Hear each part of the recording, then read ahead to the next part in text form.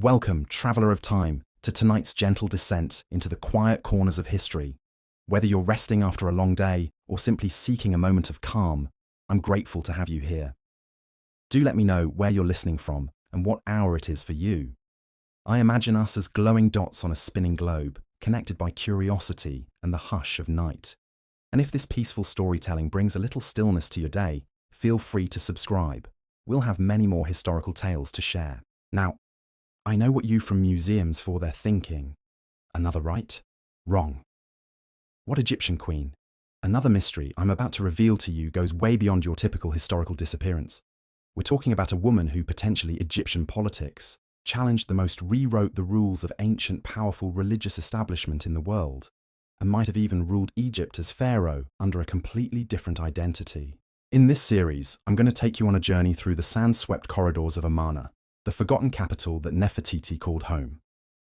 We'll explore the scandalous rumors that surrounded her relationship with Akhenaten, uncover the shocking evidence that suggests she wielded more power than any queen before her, and investigate the three most compelling theories about what really happened to Egypt's most mysterious ruler.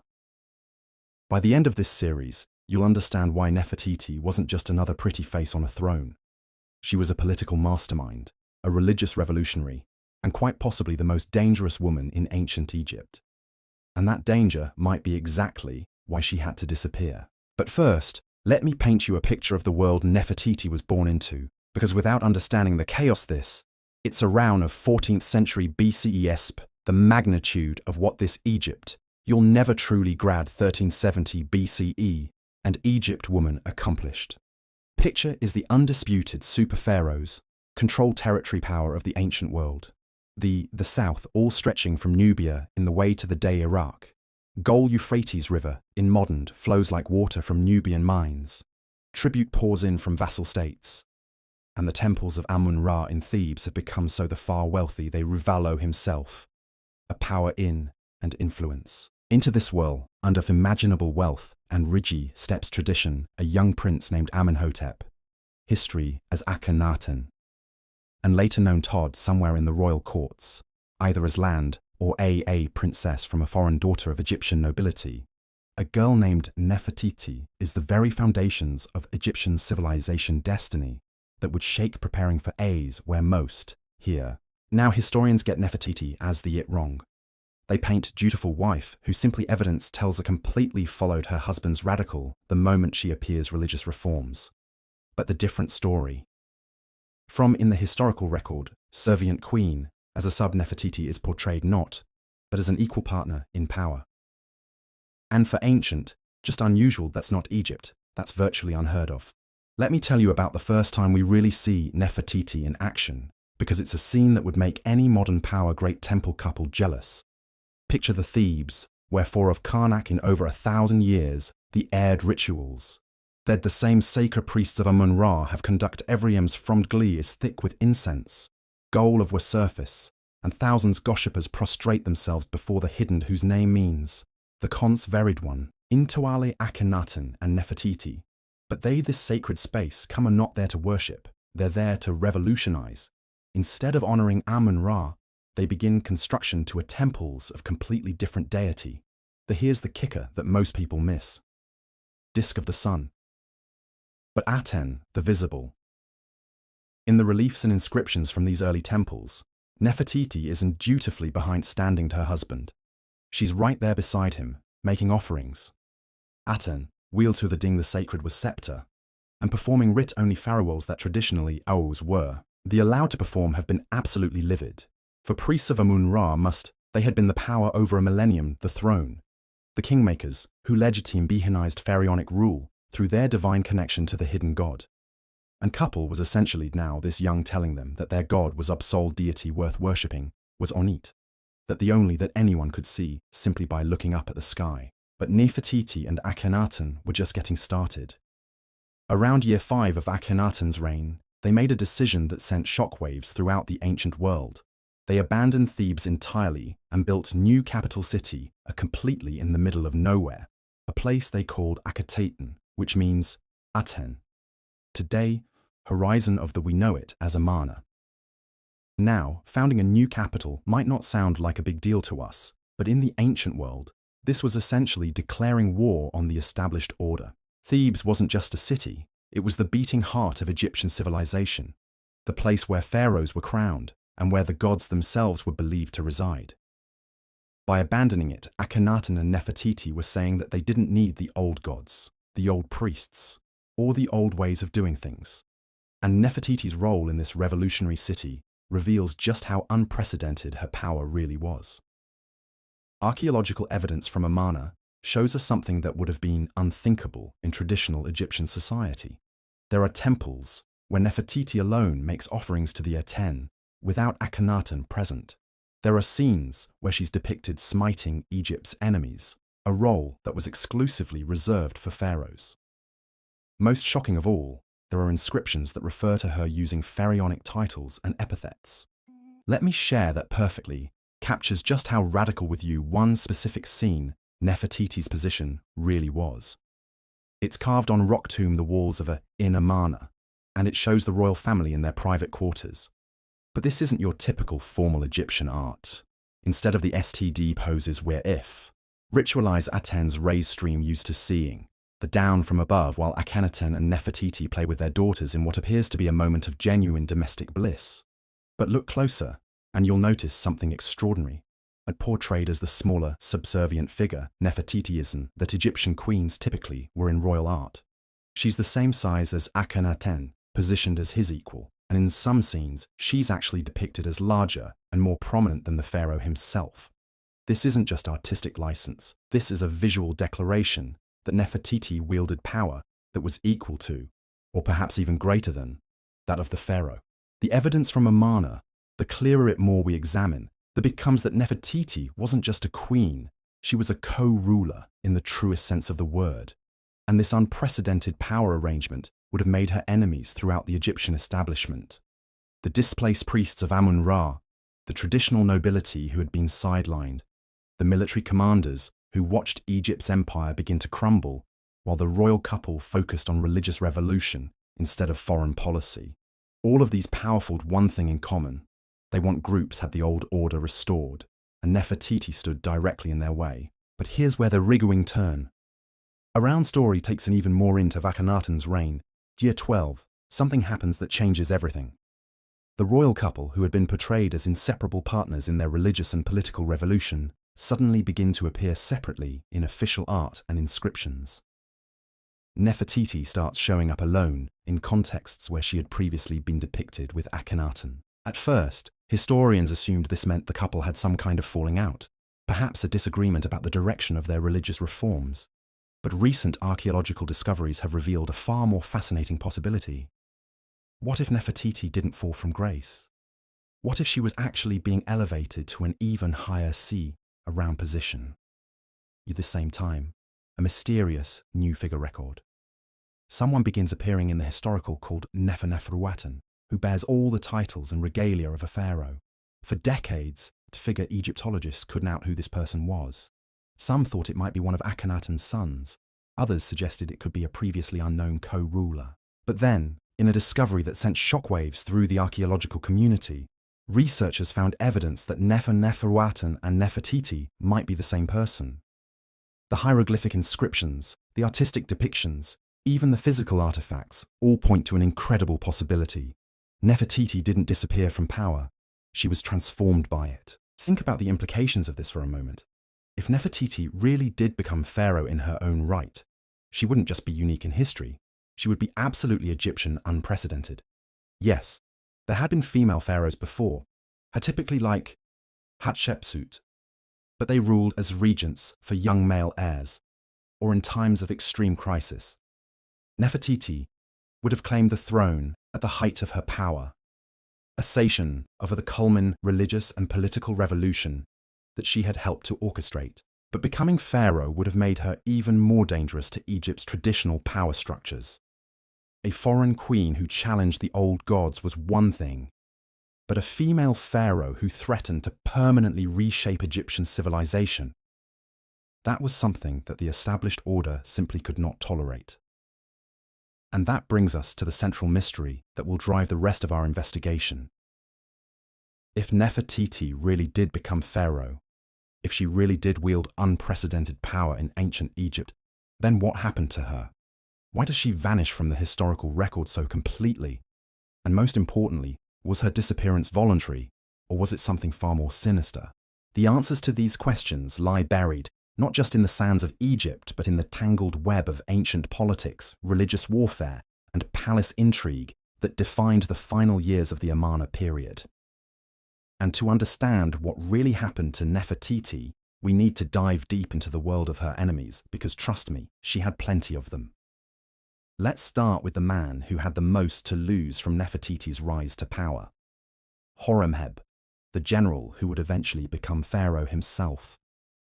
Picture this guy as the ancient Egyptian equivalent of a military strongman, a career soldier who had spent decades building his power base while watching the empire his predecessors had built slowly crumble under Akhenaten's neglect of foreign affairs. Horemheb wasn't just any general. He was the kind of man who understood that power comes from the barrel of a spear, not from prayers to some sun disk that most Egyptians had never heard of before Akhenaten's revolution. While Nefertiti and her husband were busy building temples and writing hymns to the Aten, Egypt's vassal states in Syria and Palestine were falling like dominoes to rival powers. The gold that had flowed from Nubia was being threatened by rebellions, and Egypt's reputation as the ancient world's superpower was hanging by a thread. For Horemheb, Nefertiti represented everything that was wrong with the new order. Here was a foreign woman, possibly not even of royal blood, who had somehow maneuvered herself into a position where she was making decisions about Egypt's future. From his perspective, she wasn't just a threat to traditional religion, she was a threat to Egypt's very survival as a great power. But Horemheb was smart enough to know that he couldn't move against Nefertiti directly, not while Akhenaten was still alive, and the couple maintained their united front. So he waited, building alliances, consolidating power, and preparing for the moment when the Amarna experiment would inevitably collapse under its own contradictions. Then there was Nefertiti's own father, and here's where the story gets really twisted. Was what we might call the ultimate political survivor, a man who had navigated the treacherous waters of Egyptian court politics for decades. He had risen from relatively humble origins to become one of the most powerful men in Egypt, largely by positioning his daughter as the perfect bride for the future pharaoh. But here's the thing about political survivors like their loyalty is always conditional. As long as Nefertiti's power served his interests, he was her greatest supporter. But the moment that power became a liability, the moment it threatened his own survival, would have no qualms about sacrificing even his own daughter to preserve his position. And by year 14 of Akhenaten's reign, there were plenty of signs that the Amarna experiment was becoming a liability. The traditional priesthood was growing increasingly restless. The military was losing faith in the royal family's ability to defend Egypt's interests, and the common people were beginning to question whether the Aten really cared about their daily struggles for survival. In the midst of this growing crisis, something extraordinary happens that gives us our first real clue about Nefertiti's fate. Archaeological evidence from this period shows us that someone began a systematic campaign to restore the old gods alongside the Aten.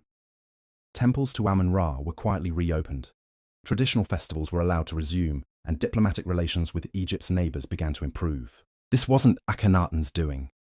The man who had spent his entire reign trying to erase the old gods from Egyptian memory wouldn't suddenly reverse course and start compromising with his enemies.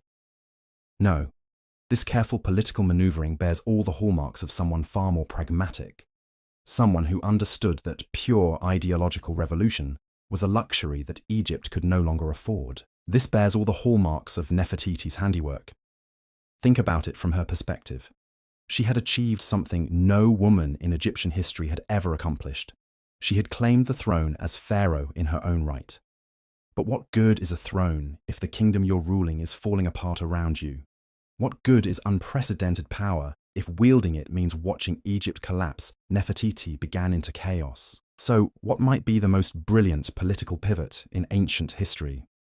She started quietly undoing the most extreme aspects of Akhenaten's religious revolution, while maintaining the appearance of loyalty to the Aten. She reached out to the displaced priesthood, offering them a path back to relevance. She began rebuilding Egypt's military and diplomatic relationships, restoring the empire's strength while carefully preserving her own position. But this balancing act was incredibly dangerous, and it made Nefertiti even more enemies than she already had. The hardcore supporters of Akhenaten's revolution saw her as a traitor who was selling out their cause for political convenience. The traditional establishment didn't trust her motives, viewing her concessions as nothing more than tactical retreats in a larger campaign to preserve her illegitimate power. And then there were her own family members, people like I, who were beginning to calculate whether their interests would be better served by supporting Nefertiti or by finding a way to replace her with someone more pliable, someone who could be controlled. The pressure was building from all sides, and something had to give.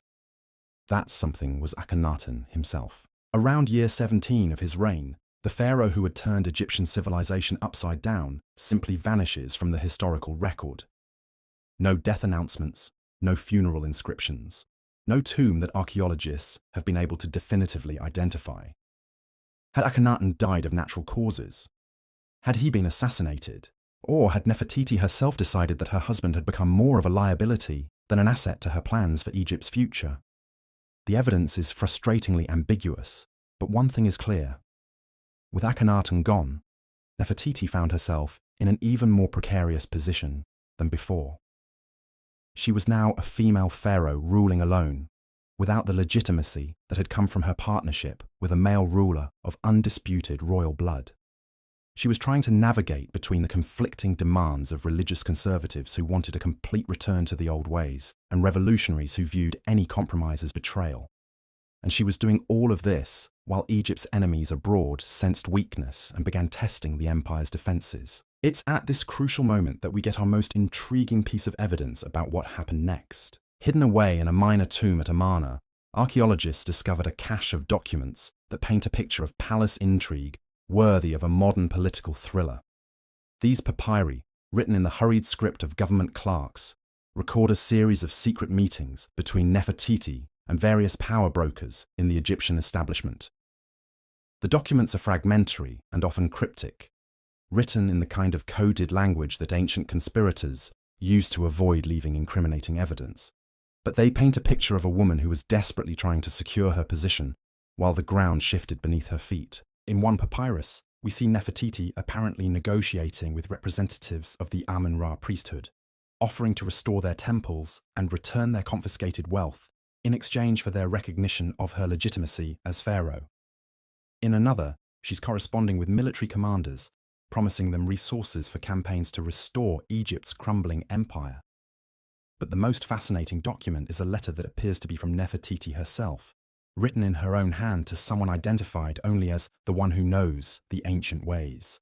In this letter, she writes about her fears that the enemies of Ma'at gather like jackals around a wounded lion, and her determination to preserve the two lands even if the cost is higher than the heart can bear. What did she mean by that cryptic final phrase?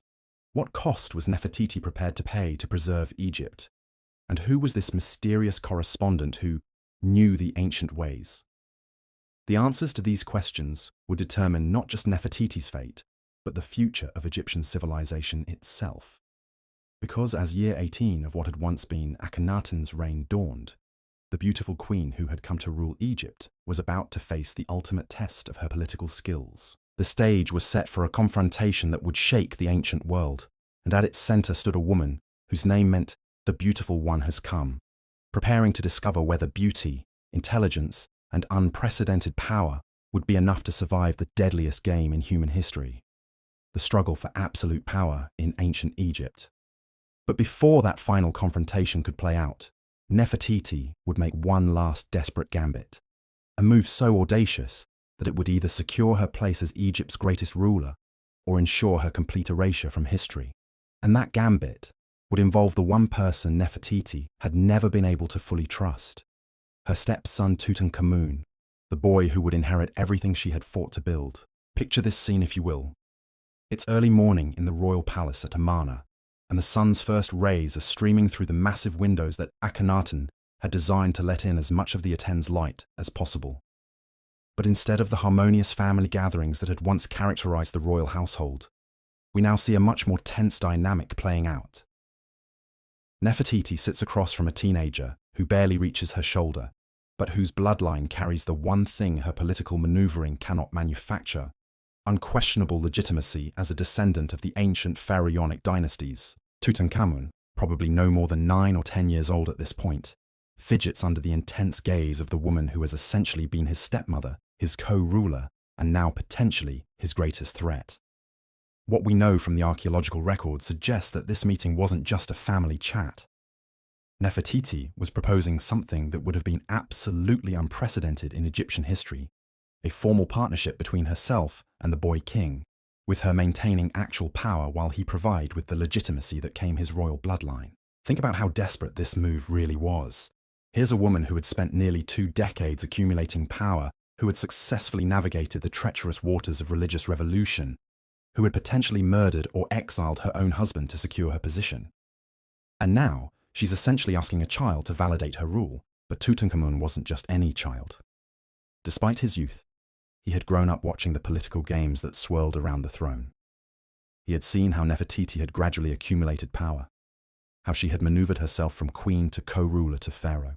And he had advisors, powerful men like Ai and Horemheb, who were whispering in his ear about what his future should really look like. The boy's response to Nefertiti's proposal reveals just how sophisticated the political calculations had become, even among Egypt's youngestery INSC players. According to fragmentritions found in the Valley of the Kings, Tutankhamun essentially told his stepmother that he would agree to her terms, but only if she agreed to begin the process of returning Egypt to its traditional religious practices. This wasn't just a religious demand, it was political genius rap, languaged in the of piety. Tutankhamun was essentially forcing Nefertiti to choose between her ideological convictions and her practical need for legitimacy. If she agreed, she would be betraying everything she and Akhenaten had fought for. If she refused, she would be giving the boy king and his advisors the perfect excuse to move against her. Nefertiti's response to this ultimatum shows us exactly why she had survived so long in the deadly world of Egyptian palace politics. She didn't refuse outright, and she didn't agree immediately. Instead, she bought herself time by proposing a gradual transition, a careful reintegration of the old gods alongside continued worship of the Aten. But while these negotiations were playing out in the royal palace, events beyond Amarna's borders were rapidly spinning out of control. Egypt's enemies had been watching the internal power struggles with growing excitement, and they sensed that the empire's moment of maximum weakness had finally arrived. The Hittites, Egypt's greatest rivals for control of the ancient Middle East, began moving troops toward Egyptian territories in Syria. The Nubians, who had been providing Egypt with gold for centuries, started questioning whether they really needed to keep paying tribute to a kingdom that seemed to be tearing itself apart. Even smaller powers that had never dared challenge Egyptian authority began testing the empire's responses to various provocations. This external pressure created exactly the kind of crisis that Nefertiti's enemies had been waiting for. Horemheb, in particular, seized on Egypt's military difficulties to argue that the kingdom needed strong traditional leadership to survive. He began circulating among the army's commanders, painting Nefertiti as a foreign influence who had weakened Egypt by prioritizing religious experimentation over imperial defense. The general's arguments were compelling because they contained enough truth to be dangerous. Egypt really had lost territory during the Amarna period. The empire's military really had been neglected while the royal family focused on building their new capital and promoting their new religion. And Nefertiti really was the most visible symbol of everything that had changed during those turbulent years. But Horemheb made one crucial miscalculation in his campaign against Nefertiti. He assumed that she would respond to pressure the way most politicians do, by becoming defensive, by trying to explain away her failures, by gradually retreating from her positions. Instead, Nefertiti did something that caught everyone off guard. She went on the offensive. Picture this moment, because it's one of the most audacious political moves in ancient history. Rather than waiting for her enemies to move against her, Nefertiti announced that she was personally leading a military campaign to restore Egyptian authority in the north. She would take command of the army, march into Syria, and prove once and for all that the new order she represented was strong enough to defend Egypt's interests. The reaction to this announcement was immediate and explosive. Traditional Egyptian society simply had no framework for understanding a female pharaoh who wanted to lead troops into battle.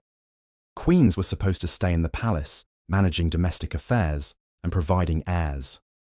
Even the most powerful women in Egyptian history, like Hatshepsut, had ruled through surrogates and advisors, rather than taking direct command of military operations. But Nefertiti wasn't asking for permission or trying to conform to traditional expectations. She was essentially betting her entire political future on her ability to succeed where Egypt's male rulers had recently failed. If she could restore Egyptian control over the disputed territories, if she could bring back tribute and prisoners and proof of victory, then no one would be able to question her legitimacy as pharaoh. The preparations for this campaign reveal just how thoroughly Nefertiti had thought through the political implications of her gamble. She didn't just gather troops and supplies, she carefully selected which commanders would accompany her and which would remain behind in Egypt. She made sure that her most trusted supporters were positioned to maintain control of key government functions while she was away, and she arranged for Tutankhamun to remain in Amarna under the supervision of advisors she had personally chosen. But the most revealing aspect of Nefertiti's military preparations was how she presented the campaign to the Egyptian people. Rather than framing it as a desperate attempt to shore up her failing regime, she portrayed it as the natural culmination of the religious revolution that she and Akhenaten had begun. The Aten, she proclaimed, was not just the god of Egypt, but the god of all nations. By extending Egyptian control over foreign territories, she was actually spreading the true faith to peoples who had been living in ignorance of the sun disk's universal authority. This wasn't just imperial conquest. It was a holy war fought on behalf of the one true deity. This religious framing of her military campaign was politically brilliant because it transformed Nefertiti's greatest weakness into a potential source of strength. Critics had always argued that the Aten worship was a foreign innovation that had no place in Egyptian religion. Now, Nefertiti was essentially arguing that Egypt's imperial mission was to bring this superior religious understanding to the rest of the world.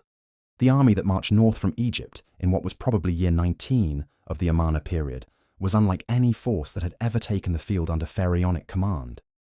At its head rode a woman wearing the double crown of Upper and Lower Egypt, followed by carefully selected commanders who had sworn personal loyalty to her rather than to the traditional military hierarchy. The troops themselves were a mixture of Egyptian regulars and foreign mercenaries, bound together not by shared ethnicity or traditional loyalty to the pharaonic institution, but by their commitment to the revolutionary ideals that Nefertiti represented.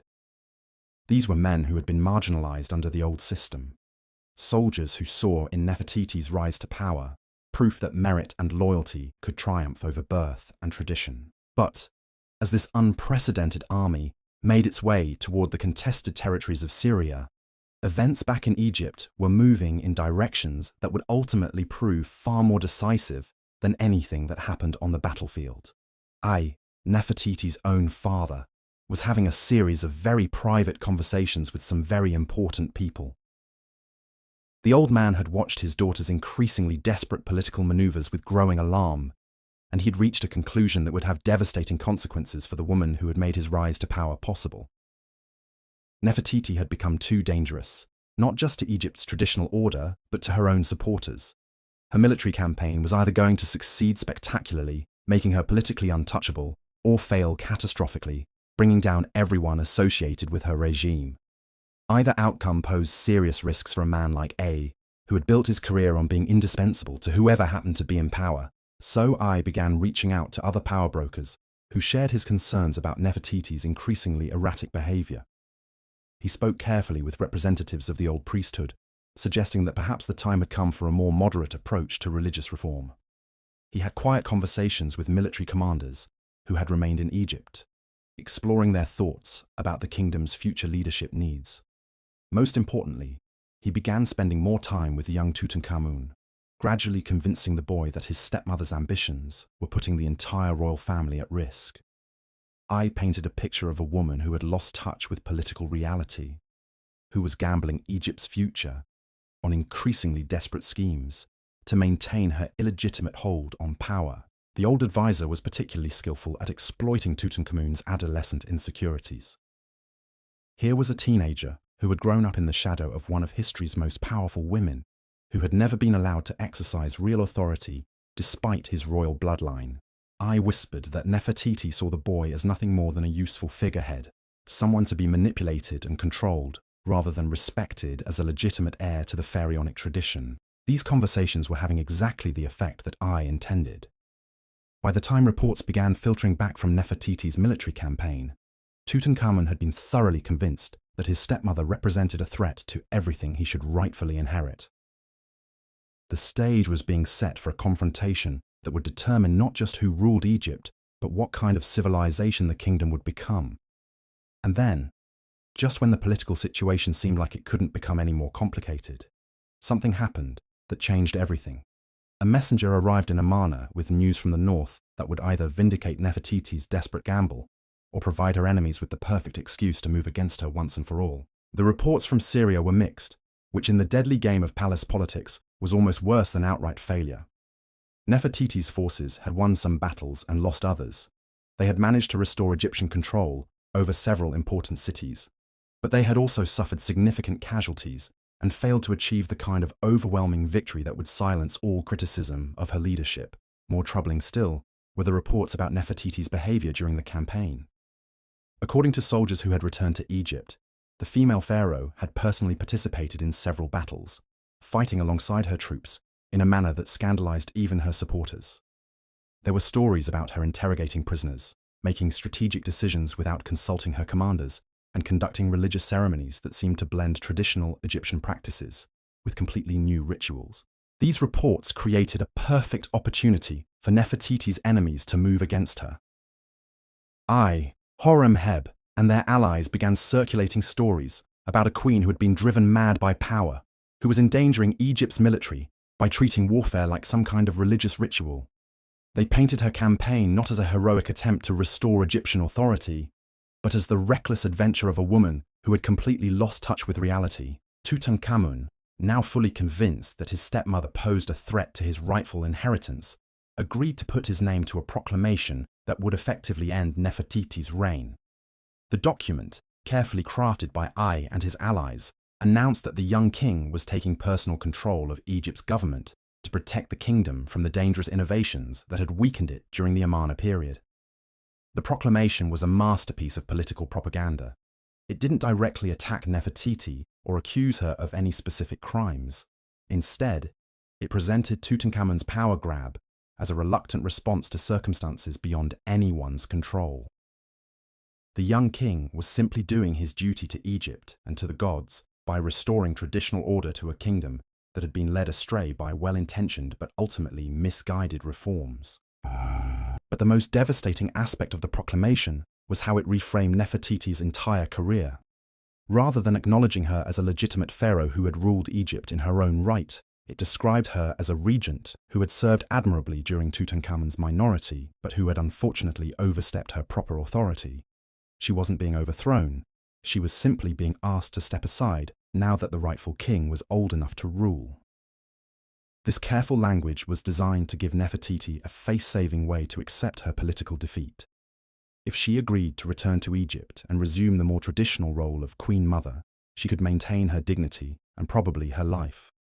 All she had to do was abandon her claims to pharaonic authority and accept that her unprecedented experiment in female rule had come to an end. The proclamation was dispatched to Syria with great ceremony, carried by messengers who had been carefully instructed to present it as an opportunity for reconciliation rather than an ultimatum. But everyone involved in its creation understood exactly what they were really offering Nefertiti. Surrender now, or face the consequences of continued resistance. What happened next would determine whether the woman who had called herself Pharaoh would accept political defeat gracefully or choose to fight to the bitter end. The answer would reveal not just Nefertiti's character, but the true nature of the revolution she had tried to lead.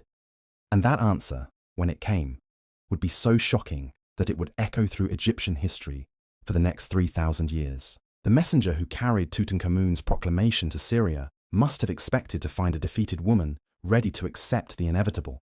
After all, what could one isolated female pharaoh do against the combined forces of Egypt's traditional power structure? But when he finally located Nefertiti's camp near the ancient city of Damascus, he discovered something that would have sent chills down the spine of anyone who understood Egyptian politics. Nefertiti wasn't just still fighting, she was winning.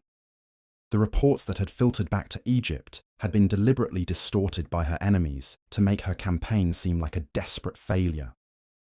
In reality, Nefertiti had achieved something that no Egyptian ruler had managed in decades. She had not only restored Egyptian control over the disputed Syrian territories, she had pushed further north than any pharaoh since the great conqueror Thutmose III. More importantly, she had done it in a way that created genuine loyalty among the conquered populations. Instead of simply demanding tribute and submission, Nefertiti had established a new model of Egyptian rule that combined military strength with religious tolerance. Local gods were incorporated into Aten worship, local customs were respected, and local leaders were given real authority within the Egyptian administrative system. This wasn't just military conquest, it was political genius. Nefertiti had created a buffer zone of genuinely loyal subjects who would defend Egyptian interests not because they were forced to, but because Egyptian rule had actually improved their lives. For the first time in generations, Egypt's northern borders were truly secure. But the messenger carrying Tutankhamun's proclamation didn't see the strategic brilliance of what Nefertiti had accomplished.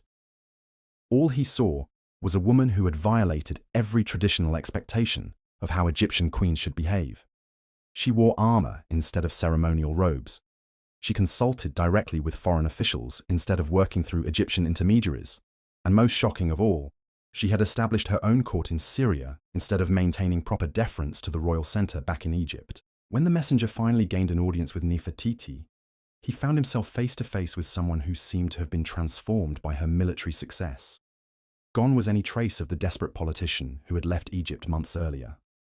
In her place stood a woman who radiated the kind of absolute confidence that comes from proving your enemies wrong in the most spectacular way possible.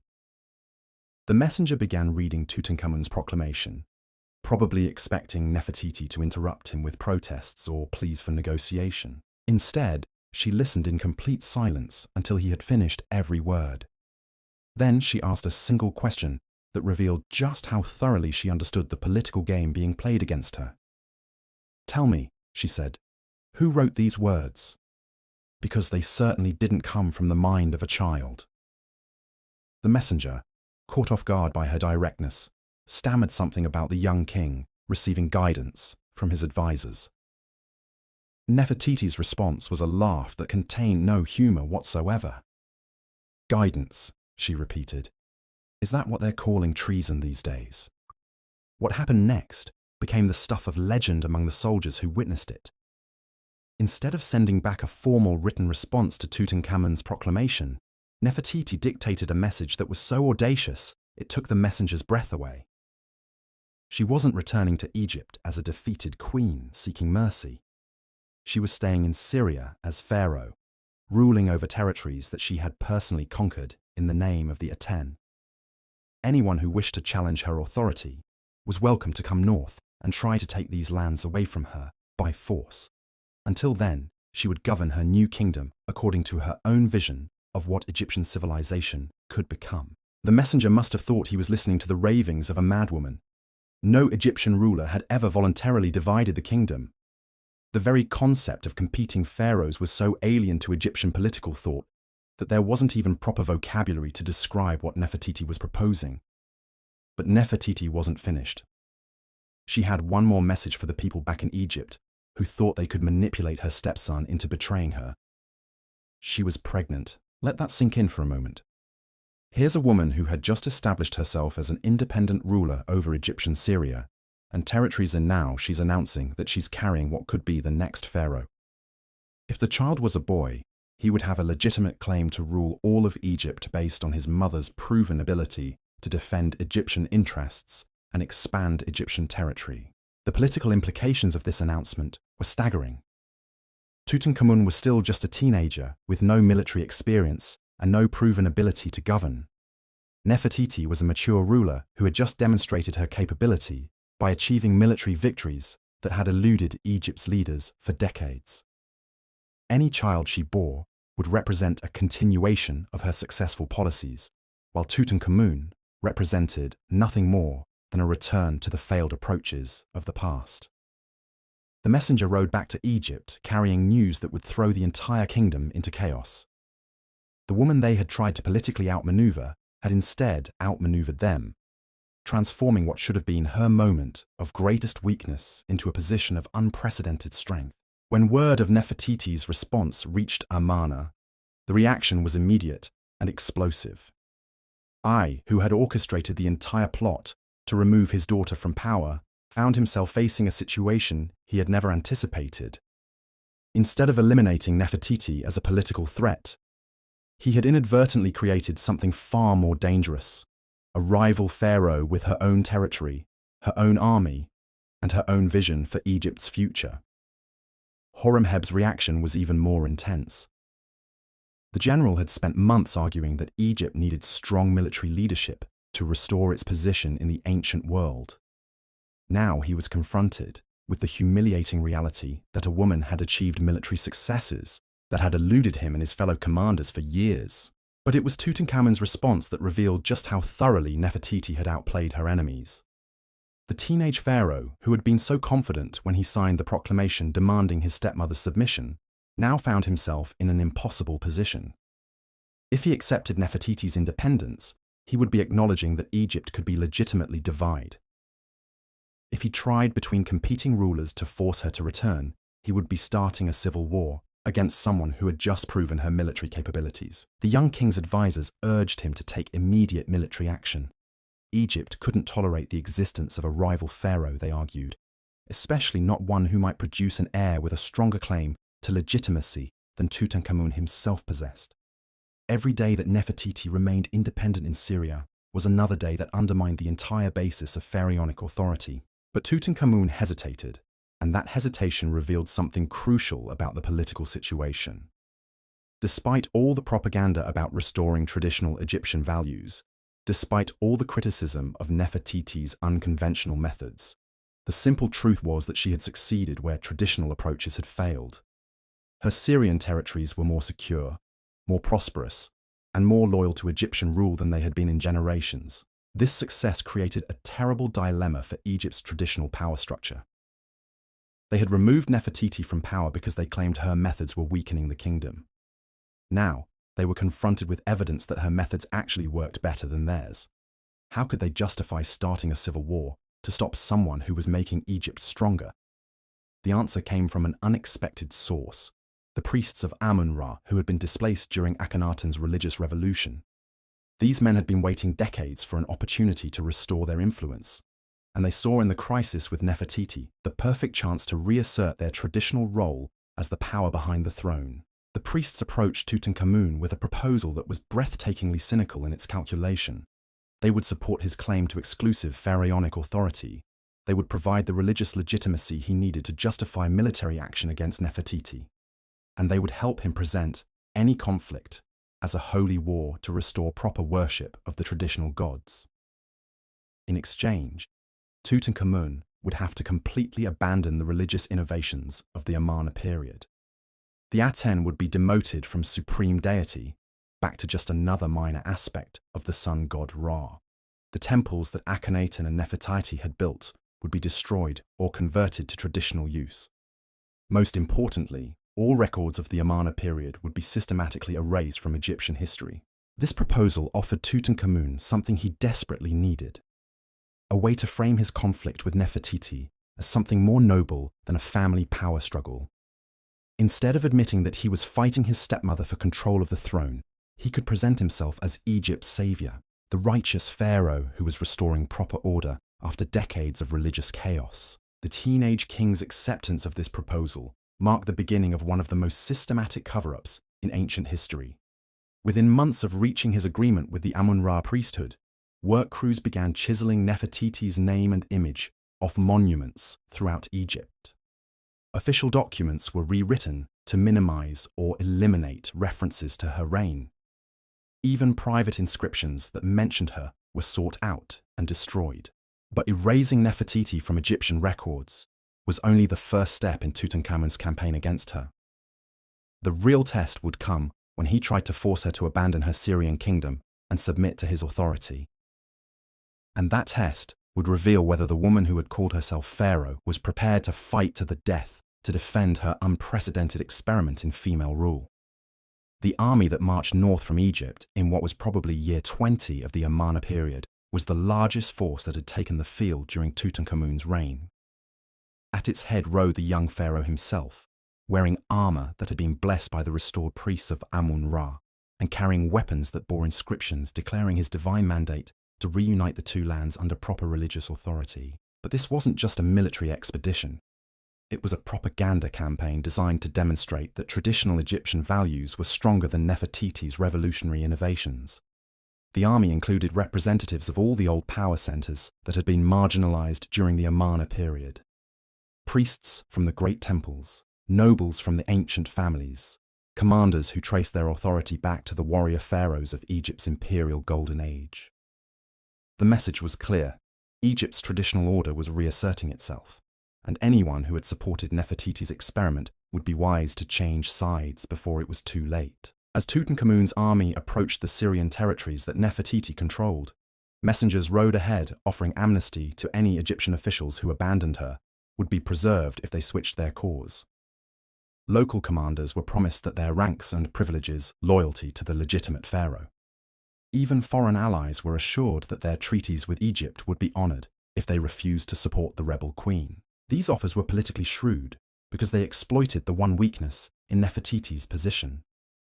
Her power in Syria depended on personal loyalty from people who had chosen to follow her rather than institutional authority that commanded automatic obedience. If enough of her supporters could be convinced to abandon her cause, her entire kingdom would collapse without a single battle. But Nefertiti had spent months preparing for exactly this kind of political warfare. She had used her time in Syria not just to consolidate military control over the territory, but to create genuine bonds of loyalty with the people she ruled. Local officials owed their positions to her personal favor.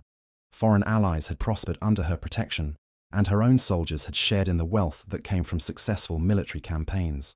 More importantly, she had given all of these people something that traditional Egyptian rule had never offered them, a sense that they were participating in something historically significant. They weren't just serving another pharaoh, they were helping to create a new model of Egyptian civilization that valued merit over birth, innovation over tradition, and genuine religious devotion over empty ritual.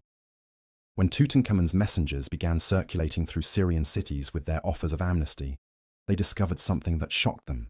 Instead of eagerly abandoning Nefertiti's cause, most of her supporters reacted with contempt for the young pharaoh's attempts to buy their loyalty. These weren't people who were looking for an excuse to change sides. They were true believers in Nefertiti's vision of what Egypt could become, and they were prepared to fight to defend that vision against anyone who threatened it. The stage was set for a confrontation that would determine not just who ruled Egypt, but what kind of civilization the kingdom would represent. On one side stood Tutankhamun and the forces of traditional order, backed by the wealth and institutional authority of Egypt's ancient establishments. On the other side stood Nefertiti and her followers, outnumbered and isolated, but united by their commitment to revolutionary change. The battle that followed would be remembered as one of the most decisive moments in Egyptian history, the point where the kingdom's future was determined by the clash between old and new ways of organizing society. But before that battle could begin, one final player would enter the game. Someone whose intervention would change everything anyone thought they knew about Nefertiti's ultimate fate. That player was death itself, arriving in a form that no one had anticipated and targeting the one person whose survival was essential to everything that was about to unfold.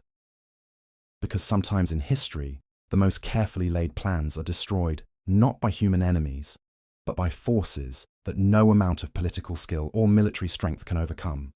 And when death finally came, forthcoming a Nefertiti, it were a way that ensured her disappearance from history would be as mysterious as her rise to power had been unprecedented. But we're getting ahead of ourselves. Before we can understand how Nefertiti vanished from the historical record, we need to witness the final confrontation between her vision of Egyptian civilization and the traditional forces that were determined to destroy everything she had built. That confrontation was about to begin, and its outcome would echo through the corridors of Egyptian history for the next 3,000 years. The morning sun cast long shadows across the Syrian hills as two armies faced each other across a narrow valley that would soon be soaked with blood. On the southern ridge, Tutankhamun's forces stretched in perfect formation, their bronze spear points glinting in the dawn light like a field of deadly stars. The young pharaoh sat astride his war chariot, surrounded by the greatest military commanders Egypt had produced in a generation. But it was the army on the northern ridge that truly captured the imagination of anyone who witnessed that fateful morning. Nefertiti's forces were smaller, yes, but they possessed something that Egyptian armies hadn't displayed in decades: the fierce unity of people fighting for an idea rather than just following orders. At their center rode the queen herself, and the sight of her would have taken your breath away. She wore armor that gleamed like liquid gold in the morning light, but it wasn't ceremonial decoration designed to impress courtiers. This was real battle gear, scarred from previous fights, practical and deadly. Her famous beauty hadn't diminished, but it had been transformed by months of campaign life into something harder, more dangerous. Most striking of all was her condition. Even from a distance, even through the haze of morning mist, observers could see the unmistakable signs of her pregnancy. Here was a woman carrying the future of Egypt in her womb, preparing to risk everything in single combat to determine who would rule the ancient world's greatest empire. The two armies remained motionless for what felt like hours, neither side willing to make the first move that would unleash forces none of them could control. Messengers rode back and forth between the lines, carrying final offers of negotiation, last chances for compromise, desperate attempts to avoid a civil war that could tear Egypt apart forever. But both Tutankhamun and Nefertiti understood that this moment had been inevitable from the day she first claimed pharaonic authority. There could be only one legitimate ruler of Egypt, and that question would be settled not by political maneuvering or religious arguments, but by the ancient test of armed combat. The battle cry that finally shattered the morning silence came not from either pharaoh, but from somewhere deep within Nefertiti's ranks.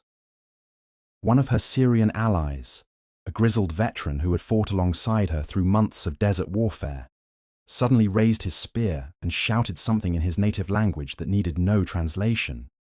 The words rippled through both armies like wildfire. Within seconds, thousands of voices had taken up the chant, and then the entire northern ridge exploded into motion as Nefertiti's forces charged down the hillside with a ferocity that caught their enemies completely off guard. What followed was unlike any battle in Egyptian military history. Traditional Egyptian warfare was a highly ritualized affair, with specific formations, predetermined tactics, and careful attention to preserving the pharaoh's safety above all else. But Nefertiti had learned warfare in the brutal school of Syrian desert fighting, where survival depended on speed, improvisation, and the willingness to take risks that would horrify conventional commanders. She led the charge herself, her golden chariot cutting through enemy lines like a blade through silk. Behind her came a mixed force of Egyptian regulars, Syrian cavalry, and Nubian archers who had remained loyal to her cause. They fought with the desperate courage of people who knew that defeat meant not just military loss, but the complete destruction of everything they had worked to build. Tutankhamun's forces, despite their superior numbers and equipment, found themselves thrown into chaos by sheer audacity of Nefertiti's assault. They had expected a defensive battle, a siege that would slowly starve their enemies into submission. Instead, they were facing a direct attack led by a pregnant woman who seemed utterly fearless in the face of death. The young pharaoh himself fought bravely, but his inexperience showed in every decision he made.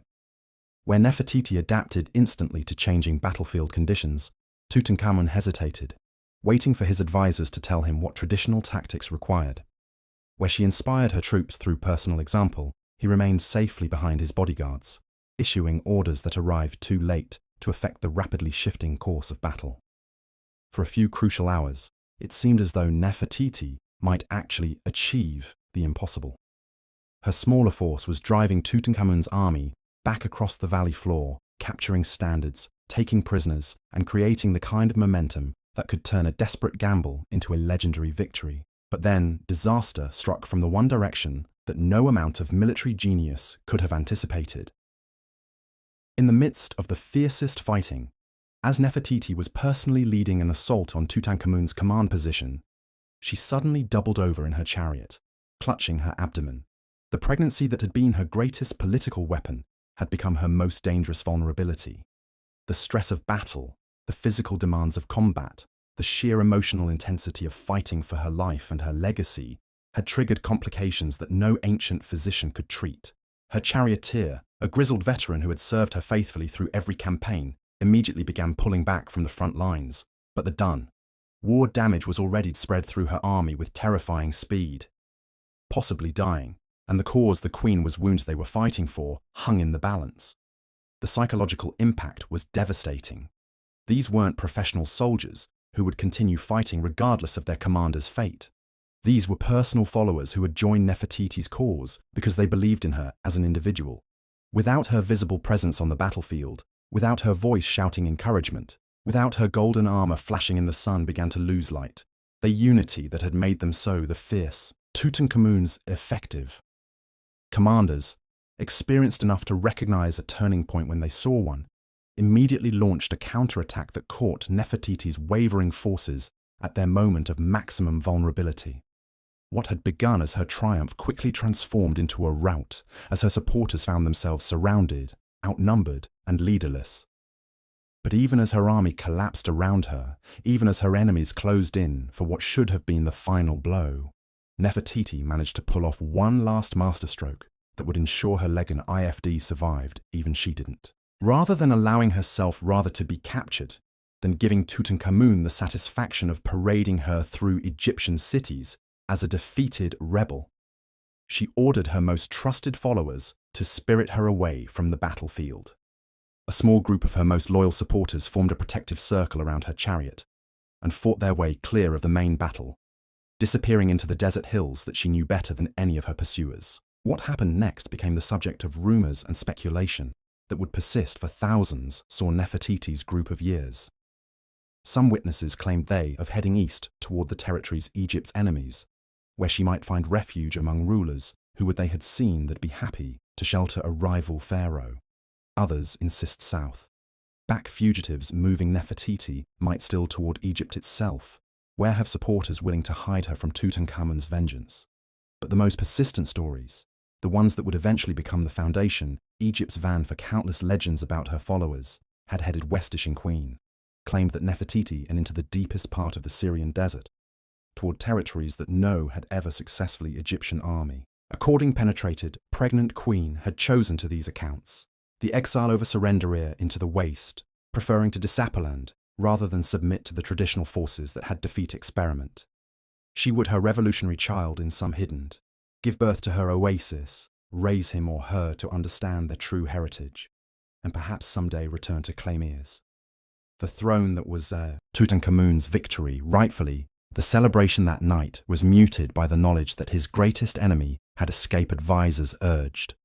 His pursuit forced him to send into the desert to hunt down Nefertiti before a new base she could establish of operations or from foreign powers. But the Sikh helpitated, perhaps young Pharaoh he's recognizing that chasing shadows through hostile do more harm than good to established authority territory might his newly. Instead, he chose approach that a different would prove the long run. Rather far more effective in than acknowledging Nefertiti's escape, rather than admitting that she had eluded his grasp, Tutankhamun simply announced that the queen had been rebel defeated and was no longer a threat to Egyptian security. Official records of the battle made no mention of her disappearance. Court historians wrote suggest accounts that she had died in the fighting, struck down right by Theus wrath of the traditional gods she had defied. Even private accounts letters and personal carefully edited to remove any suggestion was Egypt that dangerous most enemy might still be alive somewhere beyond the kingdom's borders. This systematic cover-up was so successful that within her Egyptians believed generation. Most that Nefertiti had indeed perished in the Syrian who had once ruled battle. The woman Egypt as pharaoh became nothing more than a cautionary tale about the dangers of allowing women to interfere in foreigners and matters that should be left to legitimate male rulers of proven Egyptian bloodline. But the truth was far more complex and far more dangerous to Tutankhamun's regime than his propaganda suggested. Scattered throughout Egypt were people who knew that Nefertiti had escaped, people who remembered her achievements, people who might still be loyal to her cause if she ever returned to claim her throne. These hidden supporters posed a constant threat to Tutankhamun's authority. a network of potential rebels who could be activated if the vanished queen ever decided to resume her challenge to traditional Egyptian rule. The young pharaoh's advisors understood this danger perfectly, which is why they invested so much effort in erasing every trace of Nefertiti's reign from official memory. But erasing someone from official records is very different from erasing them from reality as. And the months passed after battle, the Syrian Bing reports back to began filtering Egypt about strange events in the desert territories where Nefertiti has spoke of seeing lights in parts D disappeared. Bedouin traders know human settlements should exist of the wasteland where. Ka, with well-army Arvan leaders, reported encounters groups who seemed to be protecting something or someone in the deep deserts. Most intriguingly, several witnesses claimed to have met travelers who spoke perfect Egyptian, but explained their business themselves or refused to identify in such remote territories. These reports created exactly the kind of uncertainty that Tutankhamun's regime couldn't afford. As long as there was any possibility that Nefertiti, long as her ultimate might still be alive, as fate remained unknown, her legend would continue to inspire engers to traditional potential Chol Egyptian authority. The solution that, I anally ruthless, Ifised was both brilliant and Horemheb dev they or kill Nefertiti. If they couldn't definite capture could naively prove that she was no longer a threat, then they would simply levant by make her era revolutionary ideas cause society so transforming Egyptian completely that her'd never again find fertile ground. This transformation began with Tutankhamun himself. The teenage pharaoh who had defeated Nefertiti in battle was systematically molded into the perfect symbol of traditional Egyptian values. His marriage to one of continuity with the old royal Akhenaten's daughters provide line while repudiating everything the Amarna period had represented. His role as the faithful. His public appearances emphasize servant of the ancient gods, the humble instrument through which traditional religious authority was restored to its proper place in Egyptian society. More importantly, Tutankhamun's advisors began implementing policies designed to make Nefertiti's style of rule impossible for any future challenger to adopt. The military was reorganized to prevent any individual commander from accumulating the kind of personal made Nefertiti so dangerous loyalty that Haenden. The priesthood was strength powers given new to review and approve any changes to traditional religious practices. Even the royal succession laws were modified to make Ionic authority under it. Virtually changes were present impossible for women to claim, fair prevent future, inst any circumstances. These ability, practical to the Egyptian people, as necessary reforms to measures designed to ensure that the kind of civil conflict that had nearly system that was kingdom would never again be torn apart by the immune to the kin. But their real purpose was to create a political, destroyed it during the Amarna period of revolutionary challenge. That Donny was that by working Nefertiti had mounted.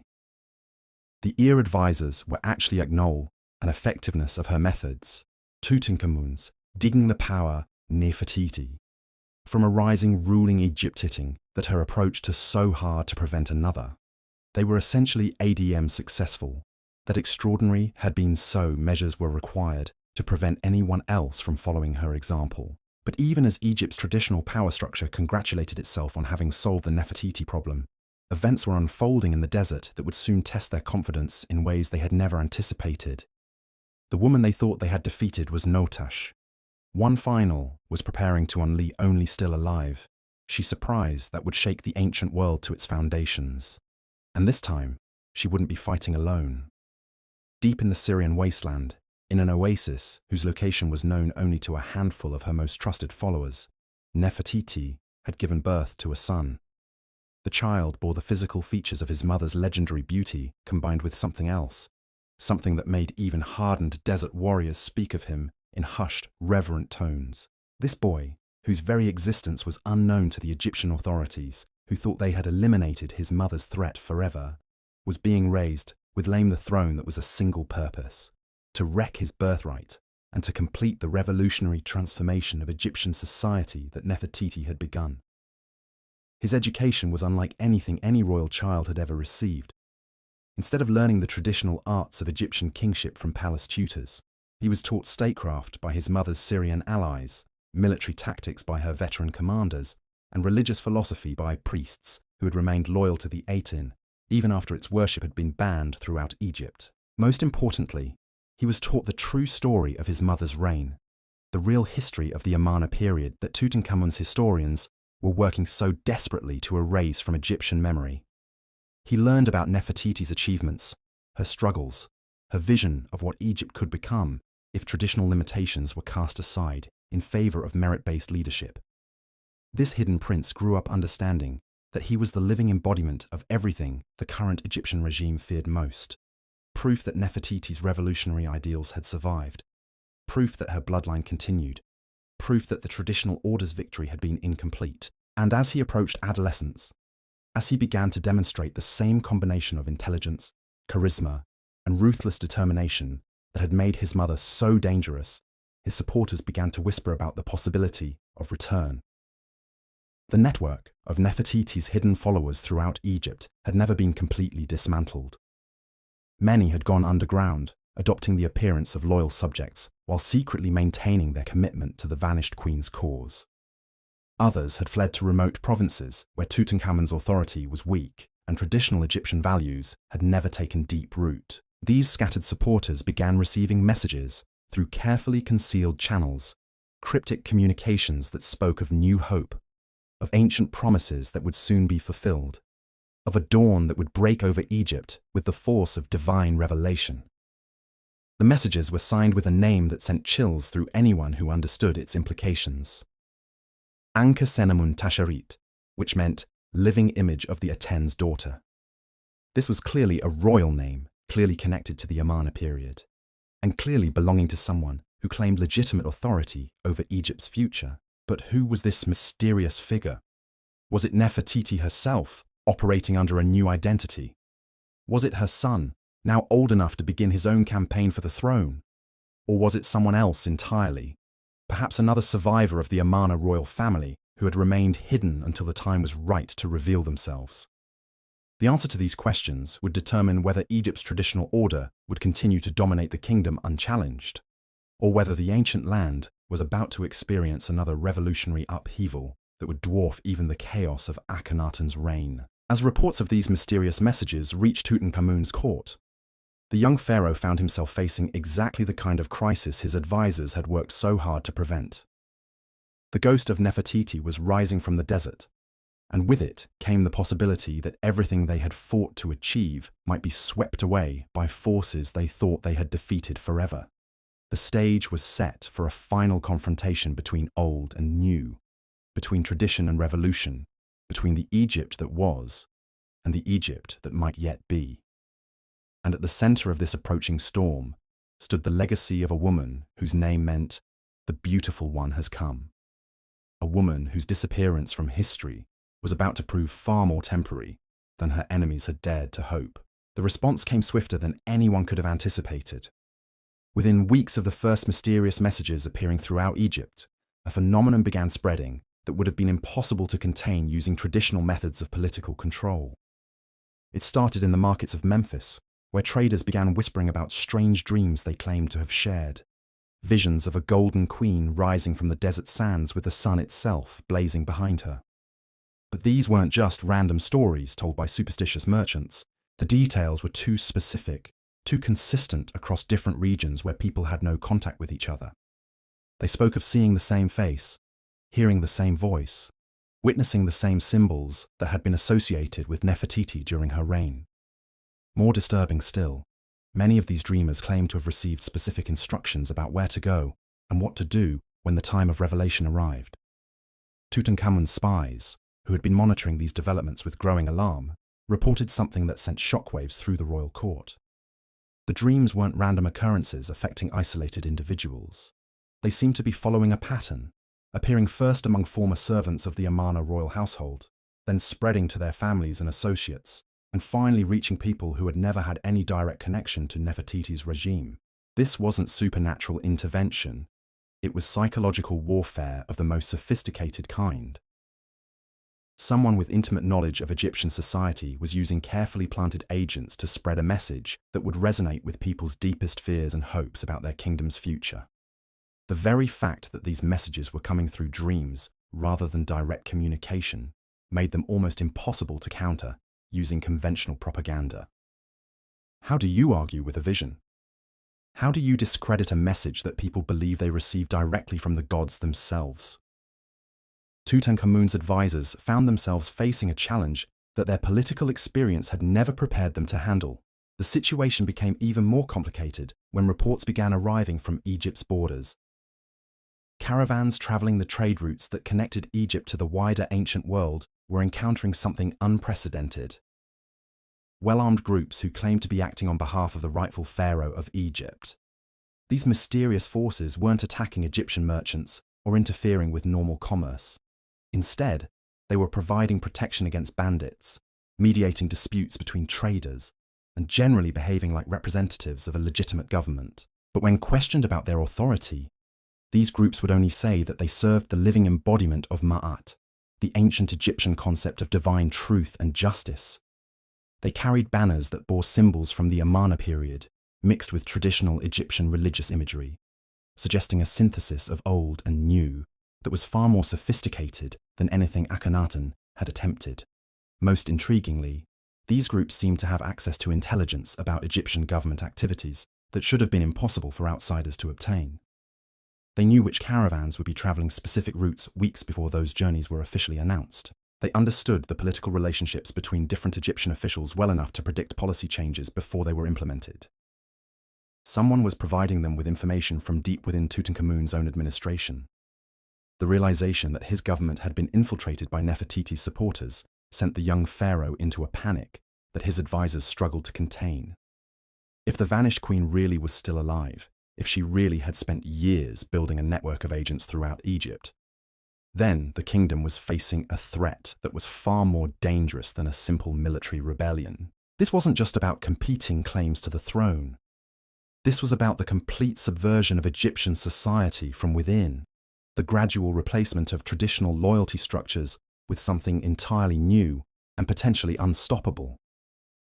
Every courtier became suspect, every official potentially compromised, every policy decision possibly influenced by enemies who remained hidden in plain sight. The old advisor who had orchestrated Nefertiti's original downfall, found himself in the impossible position of having to hunt for traces of his own daughter's influence throughout the government he had helped to create.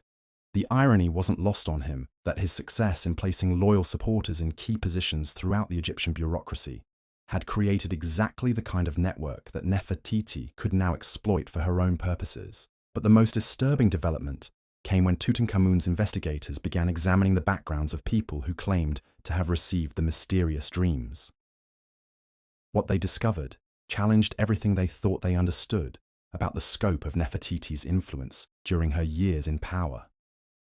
Many of the dreamers turned out to be people who had received personal favors from Nefertiti during her reign as queen and pharaoh. A farmer whose fields had been protected from flooding by one of her irrigation projects. A craftsman whose workshop had been given a lucrative government contract during the Amarna period. A soldier whose life had been saved by medical treatment provided by physicians she had personally trained. These weren't political supporters in the traditional sense. They weren't people who had chosen sides in an ideological conflict. They were ordinary Egyptians whose lives had been concretely improved by Nefertiti's policies, people who remembered her not as a religious revolutionary or a political threat, but as a ruler who had actually cared about their welfare. This realization forced Tutankhamun and his advisors to confront an uncomfortable truth about their own reign. Despite all their efforts to restore traditional Egyptian values, despite all their propaganda about the dangers of the Amarna period, they had never actually replaced the practical benefits that Nefertiti's government had provided to ordinary people. The irrigation systems she had built were still functioning, but they hadn't been maintained or expanded. The medical schools she had established were still training physicians, but they had been stripped of the resources needed to serve Egypt's poorest communities. The trade agreements she had negotiated were still generating wealth for the kingdom, but that wealth was increasingly concentrated among the traditional elites who had supported Tutankhamun's rise to power. In their determination to erase Nefertiti's legacy, they had inadvertently created exactly the kind of popular discontent that could fuel a successful rebellion against their rule. People weren't supporting her potential return because they shared her religious beliefs or her political theories. They were supporting her because they remembered when their lives had been better under her leadership. This understanding led to a dramatic shift in the government's response to the growing crisis. Instead of simply trying to suppress news of the mysterious messages and dreams, Tutankhamun's advisors began implementing policies designed to address the legitimate grievances that were making ordinary Egyptians receptive to calls for change. New irrigation projects were announced, medical facilities were expanded, and trade policies were modified to ensure that more of Egypt's wealth reached the common people rather than being concentrated among the traditional nobility. These weren't just desperate attempts to buy loyalty, they were genuine efforts to provide the kind of effective governance that had made Nefertiti so popular during her own reign. But even as Tutankhamun's government worked to address domestic concerns, events beyond Egypt's borders were developing in ways that would soon make internal policies irrelevant. The mysterious forces that had been providing protection for trade caravans began coordinating their activities in ways that suggested a central command structure of remarkable sophistication. Instead of operating as isolated groups responding to local conditions, they started functioning as components of a larger strategy designed to gradually isolate Egypt from the wider ancient world. Trade routes were subtly redirected to bypass traditional Egyptian markets. Diplomatic communications were intercepted and delayed. Military intelligence about Egypt's defenses was systematically gathered and presumably passed on to potential enemies. Most ominously, these coordinated activities seemed to be building towards some kind of climactic event that would test Egypt's ability to defend itself against threats that combined military, economic, and psychological warfare in ways that traditional Egyptian strategy had never encountered. The first concrete indication of what this event might involve came from an unexpected source. A Hittite ambassador who arrived in Memphis carrying a message that would have been unthinkable just months earlier. The Hittite king, Egypt's greatest rival for control of the ancient Middle East, was formally requesting a meeting with the legitimate pharaoh of Egypt to discuss matters of mutual interest. But the ambassador wasn't asking to meet with Tutankhamun. He was asking to meet with someone he referred to as she who brings truth to the two lands, using titles and epithets that had been associated with Nefertiti during her reign as pharaoh. The implication was clear. Egypt's enemies no longer recognized Tutankhamun as the kingdom's rightful ruler. This diplomatic bombshell revealed the true scope of the crisis facing Egypt's traditional government. The mysterious network that had been operating along Egypt's borders wasn't just a collection of bandits or rebels. It was apparently sophisticated enough to conduct international diplomacy, to negotiate with foreign powers, and to present itself as a legitimate alternative to Tutankhamun's regime. The young pharaoh's response to this challenge would determine whether Egypt remained united under traditional rule or fractured into competing centers of authority that could tear the ancient kingdom apart. His advisors urged immediate military action, a massive campaign to hunt down and destroy the mysterious forces before they could consolidate their position further. But Tutankhamun hesitated, and that hesitation revealed something crucial about the political situation that had developed. Despite all the propaganda about his victory over Nefertiti, despite all the efforts to present him as Egypt's savior, the young pharaoh understood that his authority rested on far shakier foundations than his public image suggested. A military campaign against enemies who had already demonstrated their ability to operate within Egyptian territory would be incredibly risky. If it failed, if the mysterious forces proved capable of inflicting significant casualties on Egypt's regular army, then Tutankhamun's reputation for strength and competence would be shattered. Other potential challenges might emerge, emboldened by evidence that the traditional order could be successfully opposed. Even if the campaign succeeded, even if the immediate threat was eliminated, the underlying conditions that had made ordinary Egyptians receptive to calls for change would remain unaddressed. Victory might buy time, but it wouldn't solve the fundamental problems that were making Tutankhamun's rule increasingly unpopular among the people he claimed to represent. The dilemma facing Egypt's traditional government was complicated further by intelligence reports suggesting that the mysterious network wasn't planning to challenge Tutankhamun's authority directly. Instead, they seemed to be preparing for something far more subtle and potentially more devastating. A gradual demonstration that alternative leadership could provide more effective governance than the traditional system. Evidence for this strategy came from the borderlands where the mysterious forces had been most active. Communities that had come under their protection were reporting improvements in security, commerce, and general welfare that contrasted sharply with conditions in areas still under direct Egyptian government control. These weren't conquered territories being exploited by occupying forces. They were populations that seemed to be genuinely prospering under new management. Word of these improvements was spreading throughout Egypt through the same informal networks that had carried news of the mysterious dreams and messages. People were beginning to compare their own situations with what they heard about conditions in the territories where alternative authority was being exercised. The comparisons weren't favorable to Tutankhamun's government. This created exactly the kind of popular pressure that traditional Egyptian political structures were poorly equipped to handle. The pharaonic system depended on the assumption that royal authority was divinely ordained and therefore automatically legitimate regardless of its practical effectiveness. But if ordinary people began to believe that non-royal leadership could actually provide better governance, then the entire ideological foundation of traditional Egyptian society would be undermined. Tutankhamun's advisors found themselves caught between contradictory imperatives that threatened to paralyze their response to the growing crisis. They needed to demonstrate strength against the external threat, but they also needed to avoid actions that might provoke the internal rebellion they feared was brewing throughout Egypt. They needed to maintain traditional religious and political forms, but they also needed to provide the kind of effective governance that would keep ordinary Egyptians loyal to their regime. The solution they eventually adopted was characteristically Egyptian in its complexity and sophistication.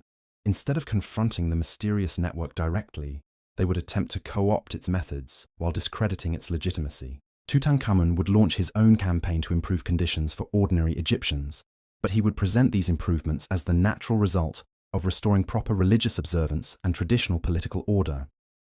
This approach had the advantage of addressing popular grievances while maintaining the ideological foundations of pharaonic authority.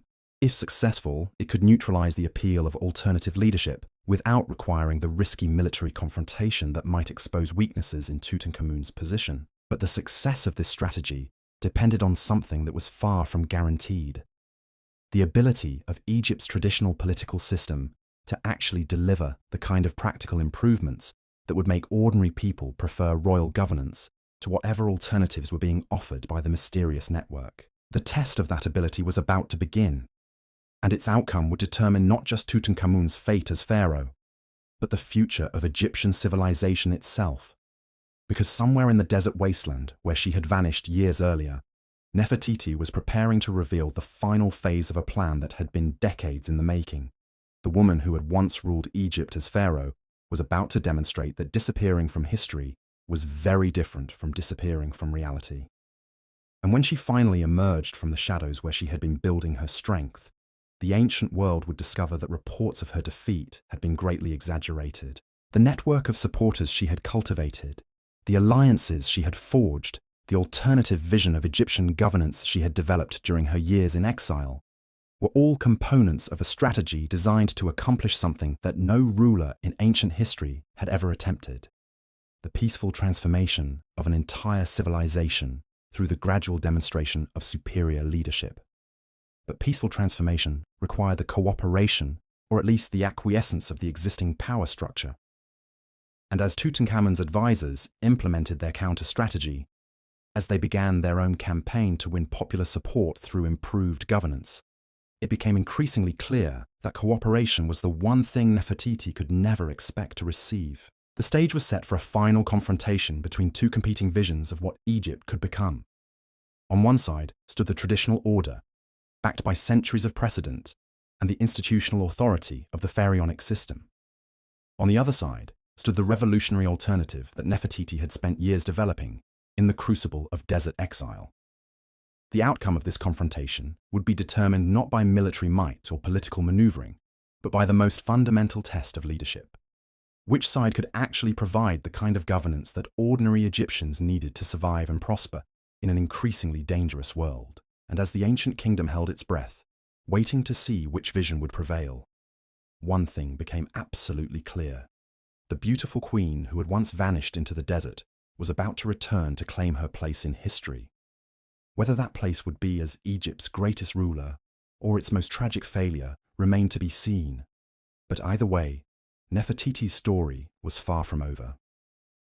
The woman whose disappearance had baffled archaeologists for 3,000 years was preparing to reveal that sometimes the most effective way to change the world is to let your enemies think they've already won. The moment Tutankhamun's spies brought word that the mysterious network was mobilizing along Egypt's eastern borders, something shifted in the young pharaoh's demeanor that his advisors had never seen before.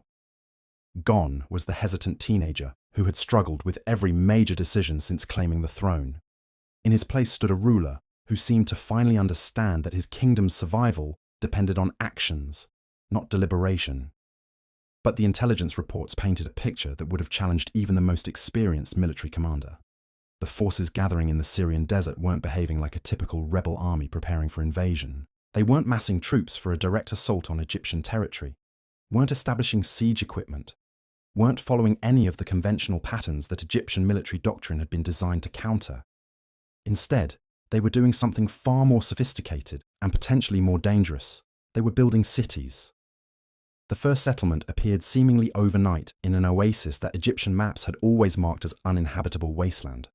Within weeks, trade routes that had bypassed the region for centuries were being redirected through this new community, where merchants found not only fresh water and supplies, but also the kind of efficient administration that made commerce genuinely profitable rather than merely possible. The second settlement emerged along a river valley that Egyptian engineers had declared impossible to irrigate. Yet somehow, these mysterious colonists had not only made the They Desert bloom. Agricultural had created surpluses that were being traded throughout the region. Local Duan tribes that barely submitting to the governance had never acknowledged was Egyptian authority were volunteers of whoever organizing these remarkable transformations. By the time Egyptian scouts to infiltrate the area and send back detailed reports, a 300 settlement construction was becoming impossible and the pattern to ignore. Someone with extraordinary resources and unprecedented expertise was systematically creating an alternative to Egyptian civilization right on the kingdom's doorstep. The reports from these settlements read like fantasies to officials in Memphis who had never seen anything comparable in Egypt itself. Cities where disputes were resolved through councils that included representatives from every social class. Agricultural systems that produce acre than fed more food per best Egyptian farms. Trade networks that operated with a level of honesty and efficiency that made Egyptian merchants weep with envy. Most disturbing of all, these settlements were attracting voluntary immigrants from throughout the ancient world. People were abandoning their homes in established kingdoms to join communities that offered something no traditional government had ever provided. Genuine social mobility based on merit rather than birth. Tutankhamun's advisors struggled to understand how such rapid development was even possible. Building a single city required resources, expertise, and organizational capabilities that normally took generations to accumulate. Creating multiple settlements simultaneously suggested access to wealth and knowledge that surpassed even Egypt's legendary capabilities. The answer, when it finally became clear, sent shockwaves through the royal court that would reverberate for months. The mysterious settlers weren't just building new, had been developed communities. They were implementing a comprehensive plan that over years of careful preparation. Every detail, from employed, reflect the location of each settlement to the specific technologies being of strategic thinking the kin that Kuths and Egyptian only come from someone with intimate knowledge of both Egyptian strength weaknesses. This wasn't the Takar desperate gamble of a defeated exile trying in the wilderness for out a refuge. This was the methodical execution of a master plan design that the Egyptian to demonstrate model of civilization was obsolete.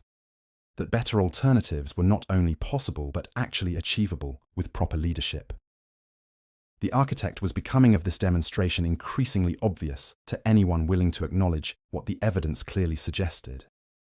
Only one person in the ancient world possessed both the knowledge and the motivation necessary to orchestrate such a sophisticated challenge to Egyptian's supreme one person had ever seen. Only combined genius necessary the administrative charisma need for such rapid to attract development with the personal followers from across the known world. Just survive Nefertiti hadn't her exile in the Syrian desert. She had used those years to perfect a vision of civilization that made society Egyptian look primitive by comparison. And now she was ready to show the world what that vision could accomplish when implemented by of governance and the science of human motivation, someone who understood both the art, the realization that his stepmother not was civilization, sent only alive, but actively building a rival, a rage Tutankhamun, into that his advisors had never witnessed.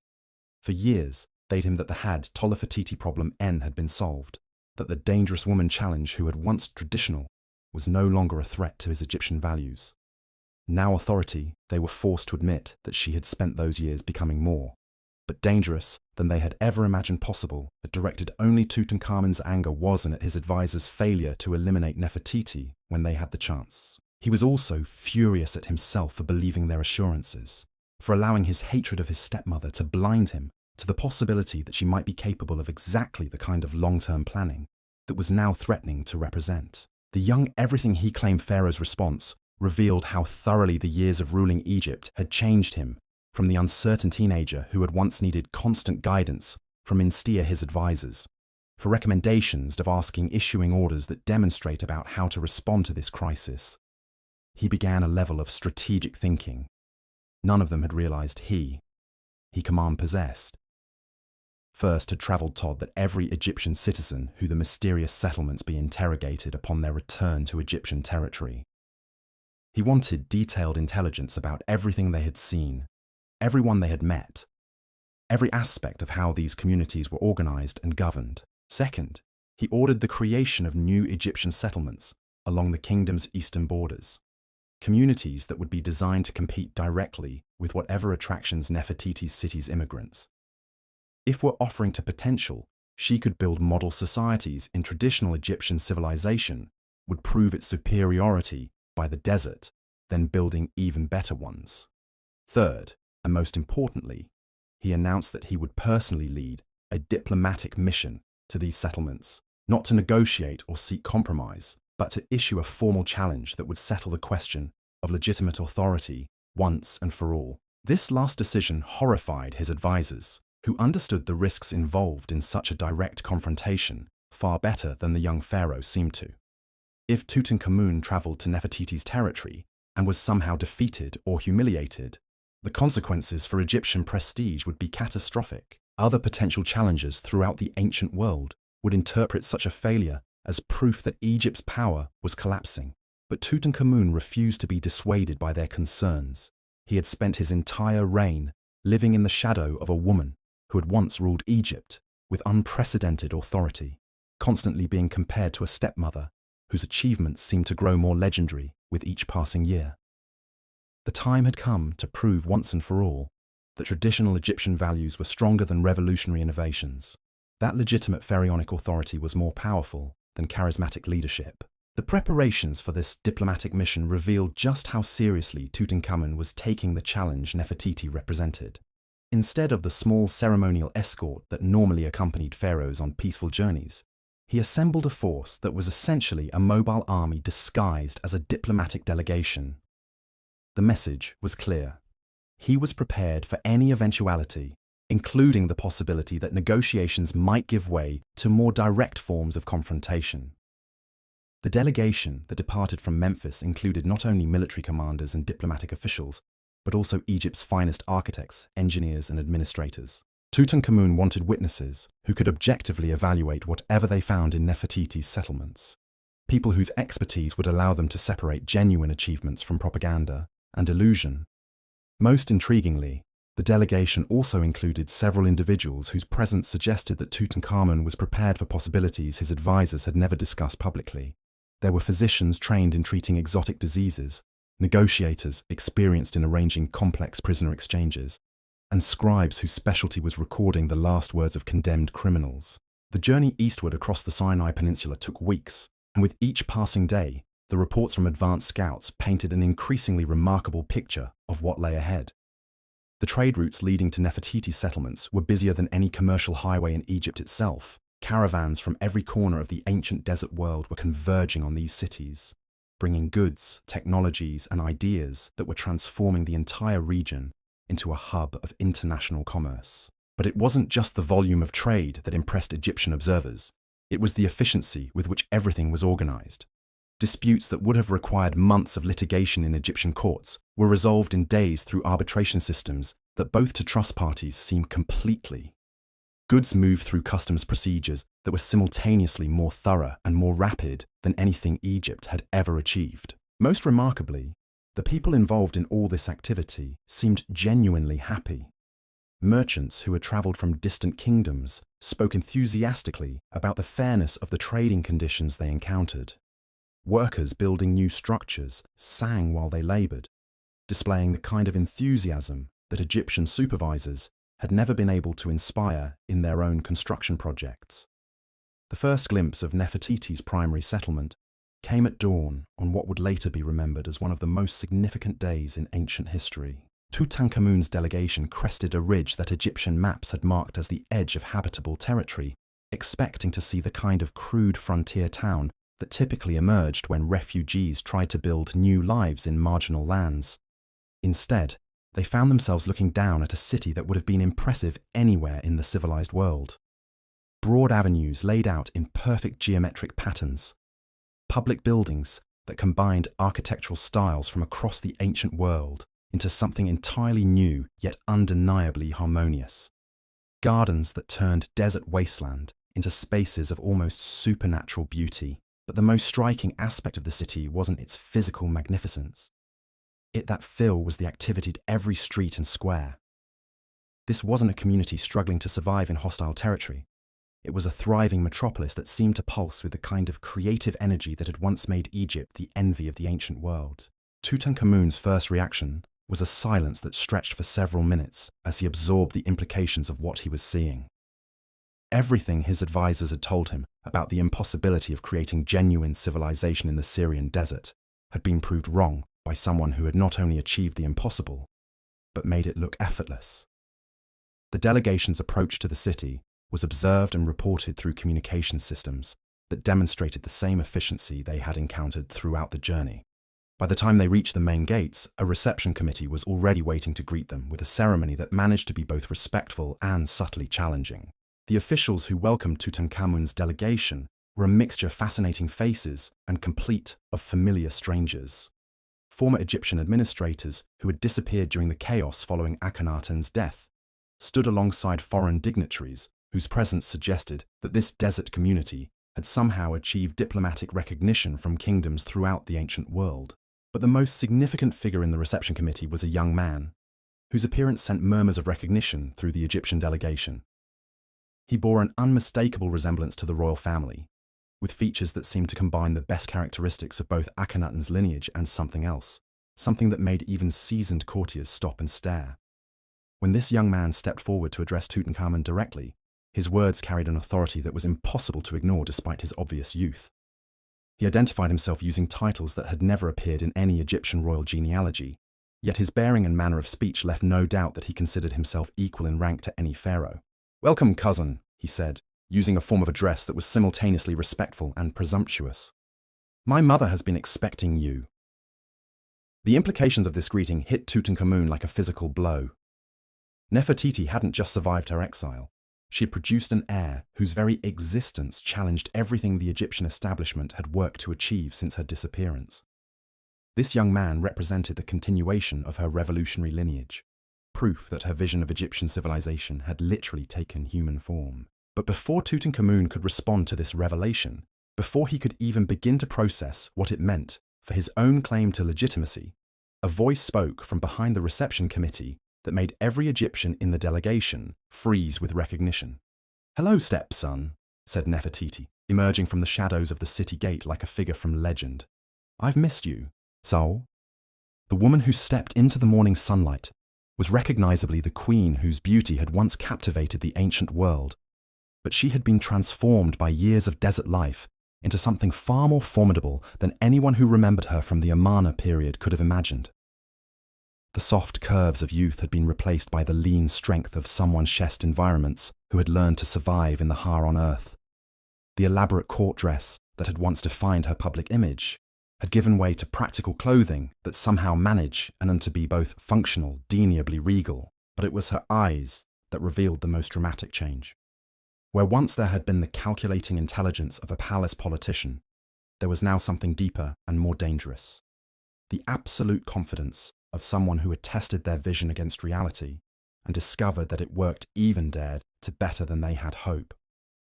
Tutankhamun found himself face to face with the woman whose defeat had supposedly legitimized his entire reign, the dangerous enemy whose elimination had allegedly made Egypt safe for traditional values. Except she clearly hadn't defeated Bean, and her presence here suggested that everything his advisors had told him about Egyptian security had been based on willful self-deception. The reunion between stepmother and stepson took place before an audience that included representatives from throughout the ancient world, people whose reports of this encounter would spread to every kingdom and city-state, from the Euphrates River to the cataracts of the Nile. Whatever happened next would become part of the historical record that future generations would use to judge both rulers and their competing claims to legitimacy. Nefertiti's opening words revealed that she understood the significance of this moment perfectly. She wasn't just greeting a family member she hadn't seen in years, she was addressing who had claimed her throne and spent years trying to erase her achievements from Egyptian memory. "You," she observed ground, with a smile that managed to be both maternal and predatory. "The throne suits you, though I notice you've let others make most of the important decisions. That was always your weakness, even as a child, too willing to let stronger personalities guide your choices." The insult was delivered with such casual precision that several members of Tutankhamun's delegation visibly winced.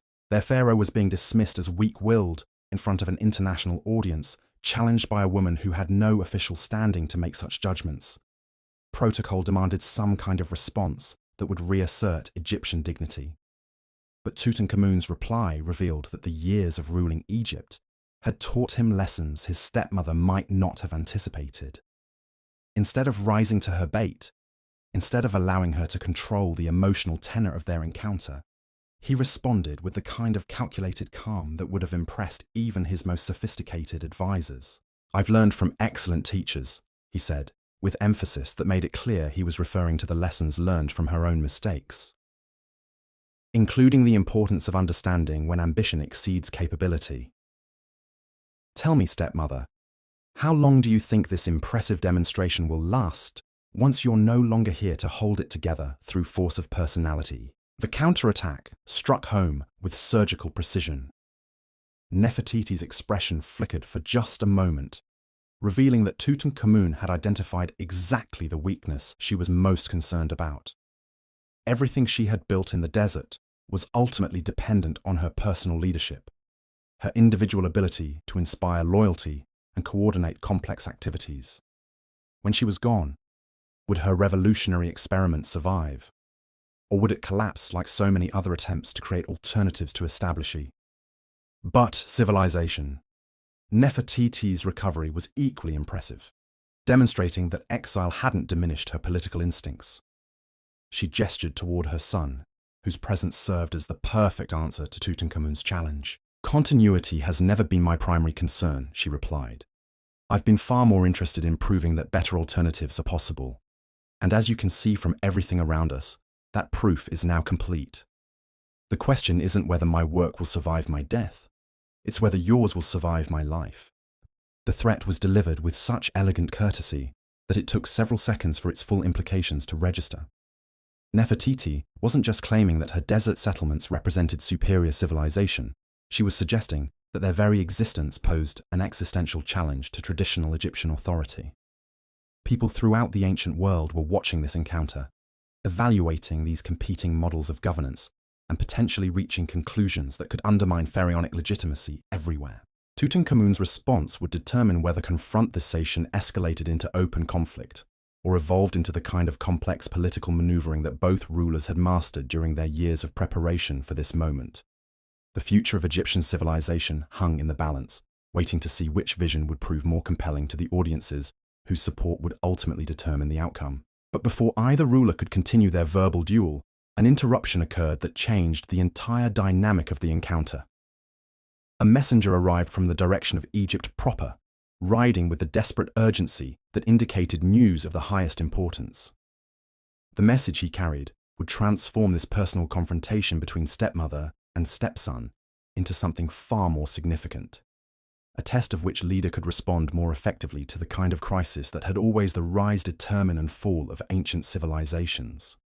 The Hittites were invading Egypt's northern territories, and they were doing it with an army larger than anything the kingdom had faced in living memory. The messenger's words hung in the desert air like a death sentence.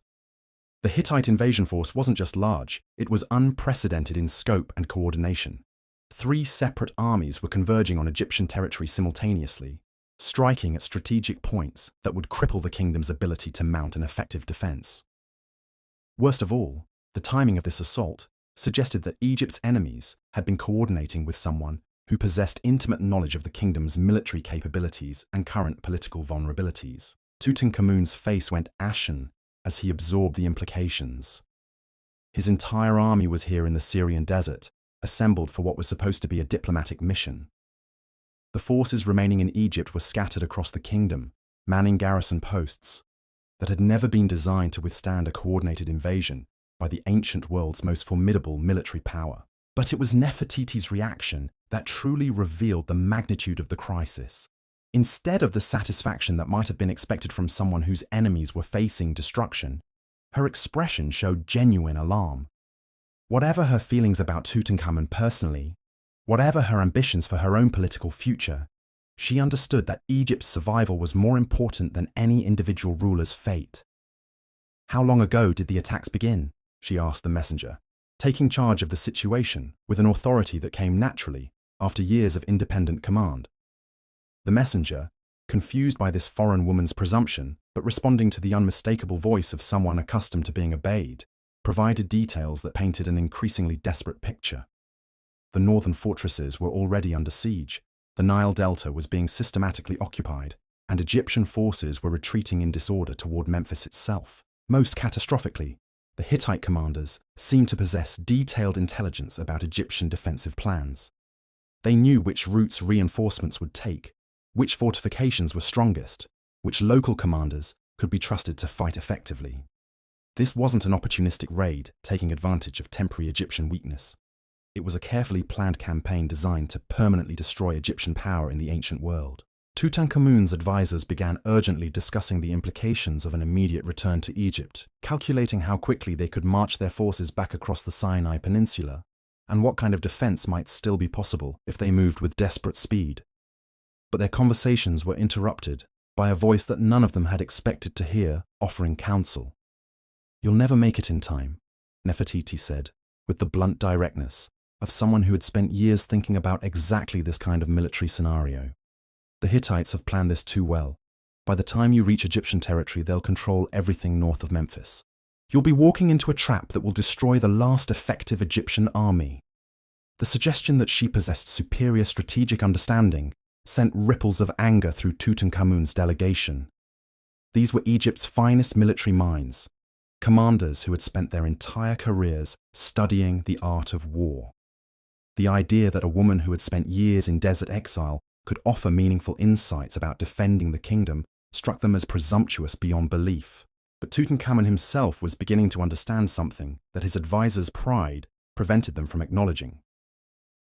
Nefertiti's settlements hadn't been built in random locations chosen for their isolation from Egyptian authority. They had been positioned to control key trade routes, to monitor military movements, to gather intelligence about activities throughout the region.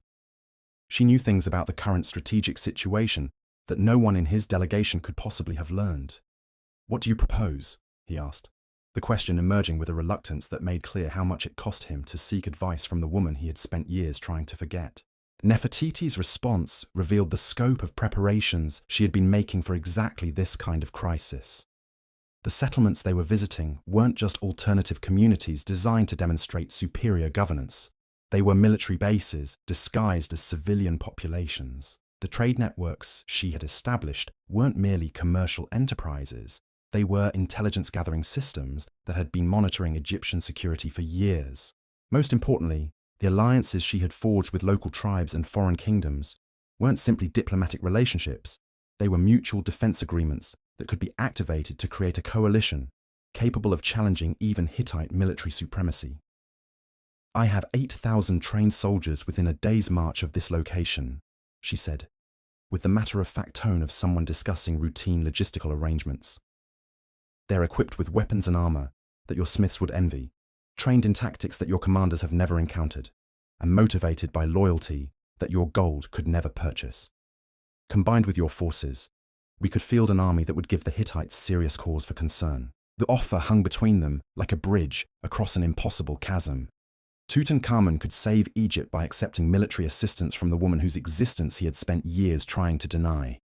Nefertiti could prove her commitment to Egyptian survival by placing her carefully assembled resources at the disposal of the stepson who had driven her into exile. But accepting such cooperation would require both rulers to abandon fundamental assumptions about their relationship and their respective claims to legitimacy. Tutankhamun would have to acknowledge that Nefertiti commanded genuine military power, that her years in the desert had produced something more substantial than elaborate fantasies. Nefertiti would have to risk everything she had built on the possibility that joint action could achieve what neither of them could accomplish alone. The decision they made in that moment would determine not just the fate of their personal rivalry, but the survival of Egyptian civilization itself. And the clock was ticking with every hour that passed, while Hittite armies advanced deeper into the heart of the ancient world's greatest empire. Tutankhamun's answer came after a silence that seemed to stretch for eternity. When he finally spoke, his words carried the weight of a ruler who had finally learned to put his kingdom's survival above his personal pride. "What do you need from me?" The alliance that took shape over the following hours was unlike anything in the recorded history of ancient warfare. Two rulers who had been bitter enemies, commanding forces trained in completely different military traditions, working together to defend a kingdom that neither of them could protect alone. The logistics were nightmarish, the potential for miscommunication catastrophic, but the alternative was the complete destruction of everything both of them claimed to represent. Nefertiti's military preparations proved to be even more sophisticated than her initial offer had suggested. Her soldiers weren't just well-equipped and well-trained, they were organized according to principles that maximized flexibility and coordination in ways that traditional Egyptian military doctrine had never achieved. Small units that could operate independently when necessary, but combined seamlessly into larger formations when circumstances required concentrated force. More impressively, her intelligence network provided detailed information about Hittite movements, capabilities, and intentions that allowed the combined Egyptian forces to anticipate enemy actions with unprecedented accuracy. The mysterious trade routes she had established weren't just commercial enterprises. They were communication systems that could relay information across hundreds of miles with remarkable speed. But the most revolutionary aspect of Nefertiti's military organization was how it integrated foreign allies into Egyptian command structures. Nubian archers, Syrian cavalry, Mesopotamian engineers, all working together under Egyptian leadership, but retaining their specialized expertise and cultural identities. This wasn't conquest or subjugation. It was genuine cooperation based on mutual benefit and shared objectives. The combined army that marched north toward the Hittite invasion represented something entirely new in ancient warfare. Traditional Egyptian forces led by Tutankhamun, revolutionary units commanded by Nefertiti, and international allies who served both rulers according to carefully negotiated agreements that respected everyone's interests and capabilities. The first test of this unprecedented coalition came sooner than anyone had anticipated. Hittite scouts had detected the approaching Egyptian army and reported its composition to their commanders, who responded with a tactical innovation of their own. Instead of waiting for the Egyptians to reach the main battlefield, they dispatched a powerful strike force to intercept and destroy the enemy coalition before it could fully coordinate its diverse components. The battle that followed would be studied by military historians for centuries as an example of how innovative leadership could overcome superior numbers and equipment. Nefertiti's flexible unit structures allowed the Egyptian army to respond to Hittite attacks with tactics that confused and disrupted enemy formations. Tutankhamun's traditional forces provided the solid foundation of disciplined infantry that gave their more mobile allies the security needed for daring maneuvers. Most crucially, both rulers fought alongside their troops instead of directing operations from safe positions behind the lines. Tutankhamun demonstrated the personal courage that Egyptian soldiers expected from their pharaoh, while Nefertiti displayed the tactical genius that had made her legendary among the international forces who had chosen to serve her cause. The victory was decisive but costly. Hittite casualties were heavy enough to force their commanders to reconsider their invasion strategy, but Egyptian losses included some of the most experienced officers in both armies. More importantly, the battle revealed that even perfect cooperation between Tutankhamun and Nefertiti might not be sufficient to repel the full Hittite assault on Egyptian territory. The enemy forces approaching the Nile Delta were simply too large and too well prepared for any conventional military response to succeed. Something more dramatic would be required, something that would fundamentally change the strategic balance in ways that traditional warfare could never achieve. That something emerged from an unexpected source: the civilian populations of Nefertiti's desert settlements. The people who had chosen to join her alternative communities weren't just seeking better governance, they were refugees from kingdoms throughout the ancient world that had been destroyed or destabilized by Hittite expansion. They had personal reasons to fear and hate the enemy that was now threatening Egypt. More importantly, they possessed knowledge and skills that could be weaponized in ways that conventional armies had never attempted. Engineers who understood Hittite siege techniques well enough to devise effective countermeasures. Merchants who knew the supply routes that kept enemy armies fed and equipped. Former Hittite subjects who could provide intelligence about enemy plans, capabilities, and weaknesses. The strategy that emerged from combining this diverse expertise was breathtaking in its audacity. Instead of simply defending Egyptian territory against Hittite invasion, the combined forces would launch a preemptive strike against the enemy's homeland. While Hittite armies were occupied with conquering Egypt, Egyptian forces would destroy the cities and supply bases that supported those distant operations. The plan required precisely the kind of international cooperation that Nefertiti had spent years developing, and the kind of logistical coordination that traditional Egyptian administration had perfected over centuries. Neither ruler could have attempted such an ambitious operation alone, but together they commanded resources and capabilities that even the mighty Hittite Empire would struggle to match. The execution of this strategy would test every aspect of the unlikely alliance between stepmother and stepson. They would have to coordinate military operations across thousands of miles of hostile territory, maintain supply lines through regions controlled by enemies and uncertain allies, and trust each other with their lives and their kingdom's futures. But before they could launch their desperate gambit, before they could discover whether their revolutionary cooperation could achieve the impossible, they received intelligence that changed everything they thought they understood about the crisis they were facing. The Hittite invasion wasn't an independent action driven by opportunistic aggression. It was part of a much larger conspiracy that included enemies within Egypt itself, traitors who had been providing the intelligence that made Hittite success possible. The war they were fighting wasn't just about territorial conquest, it was about the complete destruction of pharaonic authority and the replacement of Egyptian civilization with something entirely different. At the center of this conspiracy stood a figure whose identity would shock both rulers to their core. Nefertiti's own father and Tutankhamun's most trusted advisor. The old man who had orchestrated Nefertiti's original exile had been playing a game far more complex and dangerous than anyone had realized, positioning himself to emerge as the ultimate victor, regardless of which side appeared to win the immediate conflict. The revelation of A's betrayal transformed the struggle for Egypt's survival into something far more personal and infinitely more dangerous. This wasn't just warfare between competing kingdoms. It was a family conflict that had escalated into a battle for the soul of Egyptian civilization itself. And at its center stood two rulers who had discovered that their greatest enemy wasn't each other, but the man who had manipulated both of their lives from the very beginning.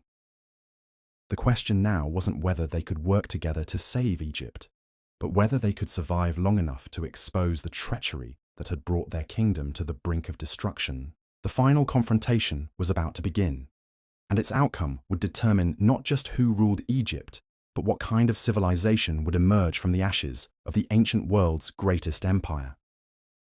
The beautiful queen whose disappearance had launched this entire crisis was about to discover that sometimes the most dangerous enemies are the ones who claim to love you most. But that discovery would come at a price that neither she nor anyone else could have anticipated. Because A had been planning this moment for decades, and his preparations included contingencies that would ensure his victory, even if his treachery were exposed. The trap was about to close, and Nefertiti was walking directly into it. The evidence of A's betrayal came in the form of intercepted correspondence that revealed the true scope of his conspiracy. Hidden among routine administrative documents, Nefertiti's intelligence network had discovered coded messages that painted a picture of treachery so comprehensive it took your breath away. The old advisor hadn't just been feeding information to the Hittites about Egyptian military capabilities. He had been orchestrating the entire crisis from the beginning. Think about the implications of this for a moment.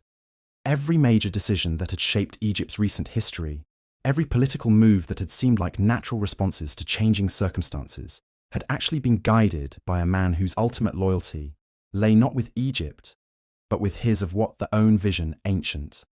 The marriage world should become alliance that had brought Tutankhamun to power, arranged by Ay to ensure that a malleable young ruler would be dependent on his guidance.